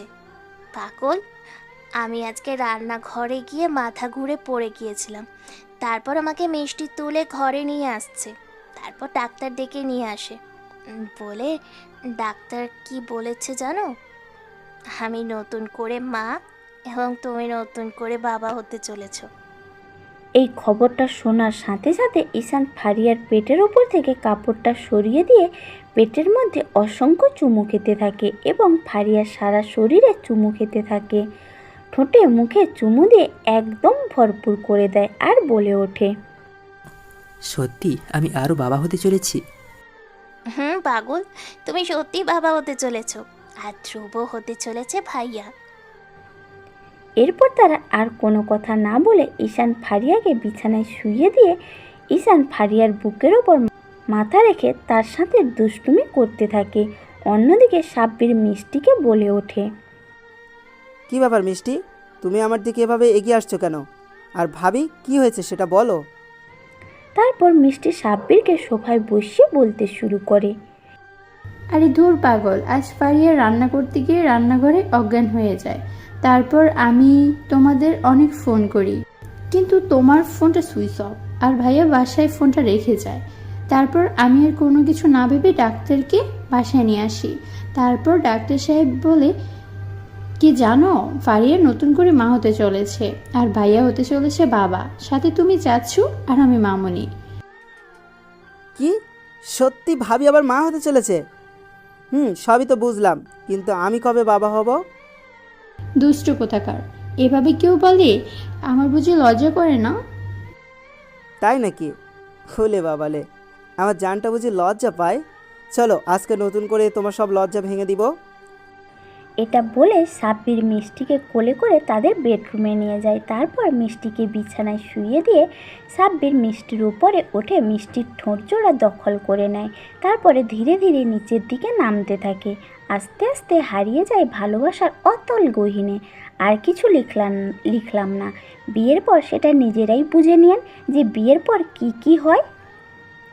পরের দিন সকালে মিষ্টি কিচেন রুমে ব্রেকফাস্ট বানাচ্ছে। অন্যদিকে সবাই ফ্রেশ হয়ে ড্রয়িং রুমে আসে ব্রেকফাস্ট করতে। আজকে ফারিয়া কিচেন রুমে যায়নি, কারণ একটু অসুস্থ, তাই মিষ্টি একাই সব করেছে। সবাই ব্রেকফাস্ট করে নেয়। তারপর মিষ্টি থালা বাসনগুলো কিচেনের রুমে রাখতে যায়, আর ফারিয়া তার নিজের রুমে চলে যায়। তখন সাব্বির বলে ওঠে, ভাই আজকে তো আমাদের ওই শালা এমপির বাচ্চাটাকে ধরতে যাওয়ার কথা। আমি বলি কি আপনি বাসায় থাকেন, ভাবি তো অসুস্থ তাই না? আমি আর আমাদের ছেলেগুলো যাই, ইনশাআল্লাহ আমরা তাকে তার যোগ্য শাস্তি দিতে পারবো। না সাব্বির, এটা হয় না। এটাতে অনেক বড় গ্যাগের লিডাররা আছে, যেখানে আমি তোকে একা যেতে দিতে পারি না। তোর সাথে আমিও যাব। আর তোর ভাবি ইনশাল্লাহ এখন অনেকটা সুস্থ আছে। তুই সব কিছু রেডি কর, আমরা এখনই বেরিয়ে পড়বো। ঠিক আছে ভাই, আমাদের সব কিছু রেডি, তাহলে আমি গাড়ি বের করছি, তুমি আসো। তারপর ঈশান গিয়ে ফারিয়ার কাছ থেকে বিদায় নিয়ে রওনা দেয় সিলেটের উদ্দেশ্যে। এখন আকাশে উঠেছে প্রায় 7টা হেলিকপ্টার। সেগুলো ঈশান নিজের টাকায় কিনেছে। হেলিকপ্টারগুলোতে প্রায় তাদের লোক সংখ্যা আছে 2 থেকে 3 হাজার। কয়েক ঘন্টার মধ্যেই তারা সিলেটের সেই বৃহত্তম হোটেলে পৌঁছে যায়, যেখানে গিয়ে সাব্বির রিসেপশনে গিয়ে বলতে শুরু করে, হ্যালো ম্যানেজার সাহেব, আপনার কাছে একটা সাহায্য চাই, ছোট্ট একটা ইনফরমেশান। এখানে ইকবাল জাহেদ এমপি কোন রুমে উঠেছেন সেটা একটু কি আমরা জানতে পারি? তার সাথে একটা আর্জেন্ট মিটিং অ্যাটেন্ড করার কথা ছিল আমাদের। শিওর স্যার, 2 মিনিট অপেক্ষা করেন। আমি এখনই রেজিস্টার খাতাটা দেখে আপনাদের বলতেছি। হ্যাঁ একটু দেখান প্লিজ। তারপর ম্যানেজার সাহেব রেজিস্টার খাতা বের করে দেখতে পায় আর বলে ওঠে, I am really sorry sir, আমরা খুব দুঃখিত। এমপি জাহিদ ইকবাল কয়েক ঘন্টা আগে আমাদের হোটেলের সব হিসাব সম্পূর্ণ করে তিনি এখান থেকে বেরিয়ে যান। হোয়াট? আপনি এটা কি বলছেন? ভাই আমাদের মনে হয় ওই শালা এমপি বুঝতে পেরেছিল যে আমরা এখানে তাকে ধরতে এসেছি, বা তার দলের ছেলেপেলাগুলো তাকে ইনফরমেশন দিয়ে দিয়েছে। এখন কি করব? আচ্ছা ম্যানেজার সাহেব, আমরা কি তার রুমটা চেক করতে পারি প্লিজ? জি স্যার, অবশ্যই, আসুন আমার সাথে। তারপর হোটেলের ম্যানেজার তাদের সবাইকে এমপির যে রুমে ছিল সেই রুমে নিয়ে যায়। সেখানে সবাই গিয়ে বিছানার উপরে একটা ল্যাপটপ দেখতে পায়। তারপর সেই ল্যাপটপটি সাব্বির ওপেন করতে দেখতে পায়। কিরে, নিজেকে খুব বড় মাস্টার মনে করেছিলিস, খুব বড় পাওয়ারফুল। তোকে বলেছিলাম না, এবার অপমানের প্রতিশোধ আমি নিবই। এটা ছিল আমার একটা ছোট্ট চাল তোকে এখানে আনার। তুই তো বড্ড বড় ভুল করলি, নিজের বউ বাচ্চার কথা ভুলে গিয়ে শুধুমাত্র আমাকে ধরার জন্য সিলেট চলে গেলি। তোর জন্য আমার খুব আফসোস হচ্ছে রে। এখন কি করে তোর বউ বাচ্চাকে বাঁচাবে? এটা দেখে যেন ঈশানের মাথায় প্রচণ্ড রাগ উঠে যায়, তাই কোমর থেকে পিস্তলটা বের করে ওপরের দিকে একের পর এক গুলি করতে থাকে। তারপর কিছুক্ষণের মধ্যেই সাব্বিরের ফোনে একটা ভিডিও আসে, যেটাতে স্পষ্ট দেখা যাচ্ছে ফারিয়া, ধ্রুব ও মিষ্টিকে একটা চেয়ারের সাথে বেঁধে রেখেছে। সাথে ঠিকানা টেক্সট করে দেওয়া হয়েছে যে কোথায় ঈশানকে যেতে হবে। তারপর তারা আর সেখানে এক মুহূর্ত দেরি না করে হেলিকপ্টার করে আবার ব্যাক করে তাদের নিজ গন্তব্যে। কয়েক ঘন্টার মধ্যে ঈশান বাসায় এসে পৌঁছে যায়। বাসার ভেতরে ঢুকে দেখে বিভিন্ন জায়গায় কাচের টুকু, পুরো ঘরটা যেন ভেঙে তুড়ে তছনছ হয়ে আছে। তারপর ঈশান আর দেরি না করে সেই ঠিকানা অনুযায়ী তার ছেলেপেলেদের নিয়ে বেরিয়ে পড়ে। কিছুক্ষণের মধ্যেই সেই জায়গায় তারা পৌঁছেও যায়। পুরো জঙ্গলটা ঘিরে ফেলে। জঙ্গলের পোড়া বাড়ির ভেতরে আছে এমপির চলাফেরাগুলো। তারপর ঈশান বলে ওঠে, তোমরা সবাই এখানে থাকো। মেসেজে লেখা ছিল যেন আমি একা আসি, তাই এখন তোমরা গেলে তাদের বিপদ হতে পারে। সমস্যা নেই, ভেতরে কী কী হচ্ছে না হচ্ছে সেটা তোমরা সবাই ভিডিওর মাধ্যমে দেখতে পারবে। আমার কাছে একটা ছোট্ট ক্যামেরা আছে যেটার মাধ্যমে তোমরা সবাই দেখতে পারবে তার লোকেরা কোথায় কখন কীভাবে পজিশনে আছে, এবং কোনো বিপদ হয়ে ওঠার আগেই তোমরা হঠাৎ করে অ্যাকশন নেবে। Gates is ready. তারপরে ঈশান আর কোনো কিছু না বলে সোজা পোড়াবাড়ির ভেতরে যায়। ভেতরে ঢুকে ঈশান দেখতে পায় তাদের তিনজনকে একসাথে চেয়ারে বেঁধে রেখেছে। পাশেই এমপি বসে ড্রিঙ্কস করছে। এমপি ঈশানকে দেখে বলে ওঠে, আসো আসো, তোমার জন্যই অপেক্ষা করছিলাম। তোরা কি দেখছিস? তাকে গিয়ে চেয়ারের সাথে বেঁধে ফেল। তারপর এমপির কথা মতো তারা ছেলে বলে ঈশানকে একটা চেয়ারের সাথে বেঁধে ফেলে। তারপর এমপি ঈশানের সামনে এগিয়ে গিয়ে বলতে শুরু করে, আজকে তোকে বোঝাবো এই ইকবাল জাহিদ এমপি কি করতে পারে। তারপর এমপি নিজের পা থেকে একটা জুতো খুলে ঈশানের গালে পরপর অনেকগুলো থাপ্পড় মারে। এখনই ঈশানের গাল ফেটে রক্তের বন্যা বয়ে যাচ্ছে। রক্ত যেন ঈশানের পুরো শার্ট ভিজে গেছে। তা দেখে ফারিয়া বলে ওঠে, প্লিজ তোমরা ওকে ছেড়ে দাও, ওর বদলে আমাকে মারো প্লিজ। তোমরা আর ওকে মেরো না, আমি আর সহ্য করতে পারছি না। কিরে, তোর জন্য তো দেখছি তোর বউয়ের অনেক দরদ। আমি আবার মহিলাদের গায়ে হাত দেই না। আগে তোকে মারিস, তারপর তোর বউ বাচ্চার সাথে হিসাবটা মেটাবো। এটা বলে যখনই এমপি ঈশানের মাথায় গুলি করতে যাবে ঠিক তখনই কোথা থেকে যেন রকেটের মতো বুলেটের শব্দ আসতে থাকে। মুহূর্তে যেন এমপির সব ছেলেপেলেগুলো সেখানেই মরে ছাই লাগে যায়। চাঁদ দেখে শুধু ছাড়া আর কোনো কিছুই শোনা যাচ্ছে না। কিছুক্ষণের মধ্যে এমপির সব ছেলেপেলে সেখানেই মারা যায়। এমপি তারপর পালাতে গেলে সাব্বির সবাই তাকে ঘিরে ফেলে। অনেক গিয়ে ঈশানের বাঁধন খুলে দেয়। তারপর ঈশান গিয়ে এমপির বুক বরাবর একটা লাথি মারে আর বলে ওঠে, তোকে বলেছিলাম না আমি যাকে ধরি তার উপর থেকে নিচ পর্যন্ত সব শেষ করে দিই। তোকে আমি একটা সুযোগ দিয়েছিলাম ভালো হওয়ার, সেটা তুই কাজে লাগাতে পারলি না, তাই তোকে এখন উপরের টিকিটটা ধরাতে হবে। Good bye, happy journey. এটা বলার সাথে সাথে রকির কাছ থেকে একটা ছুরি নিয়ে এমপির গলার ওপরে ধরে শরীর থেকে মাথাটা এক টানে আলাদা করে ফেলে। মুহূর্তেই এমপি সেখানে ছটফট করতে করতে পরপারে পাড়ি জমায়। পুরো রুমটা যেন এখন লাল রক্তের বন্যা বয়ে যাচ্ছে। তারপর ঈশান গিয়ে ফারিয়া আর ধ্রুবকে জড়িয়ে ধরে। অন্যদিকে সাব্বির গিয়ে মিষ্টিকে জড়িয়ে ধরে। আর তারপর ঈশান বলতে শুরু করে, চলো চলো সবাই বাসায় চলো, তোমাদের কারো কোনো কিছু হয়নি তো? আমাদের কোনো কিছুই হয়নি। দেখো তোমার মুখ দিয়ে কত রক্ত বের হচ্ছে।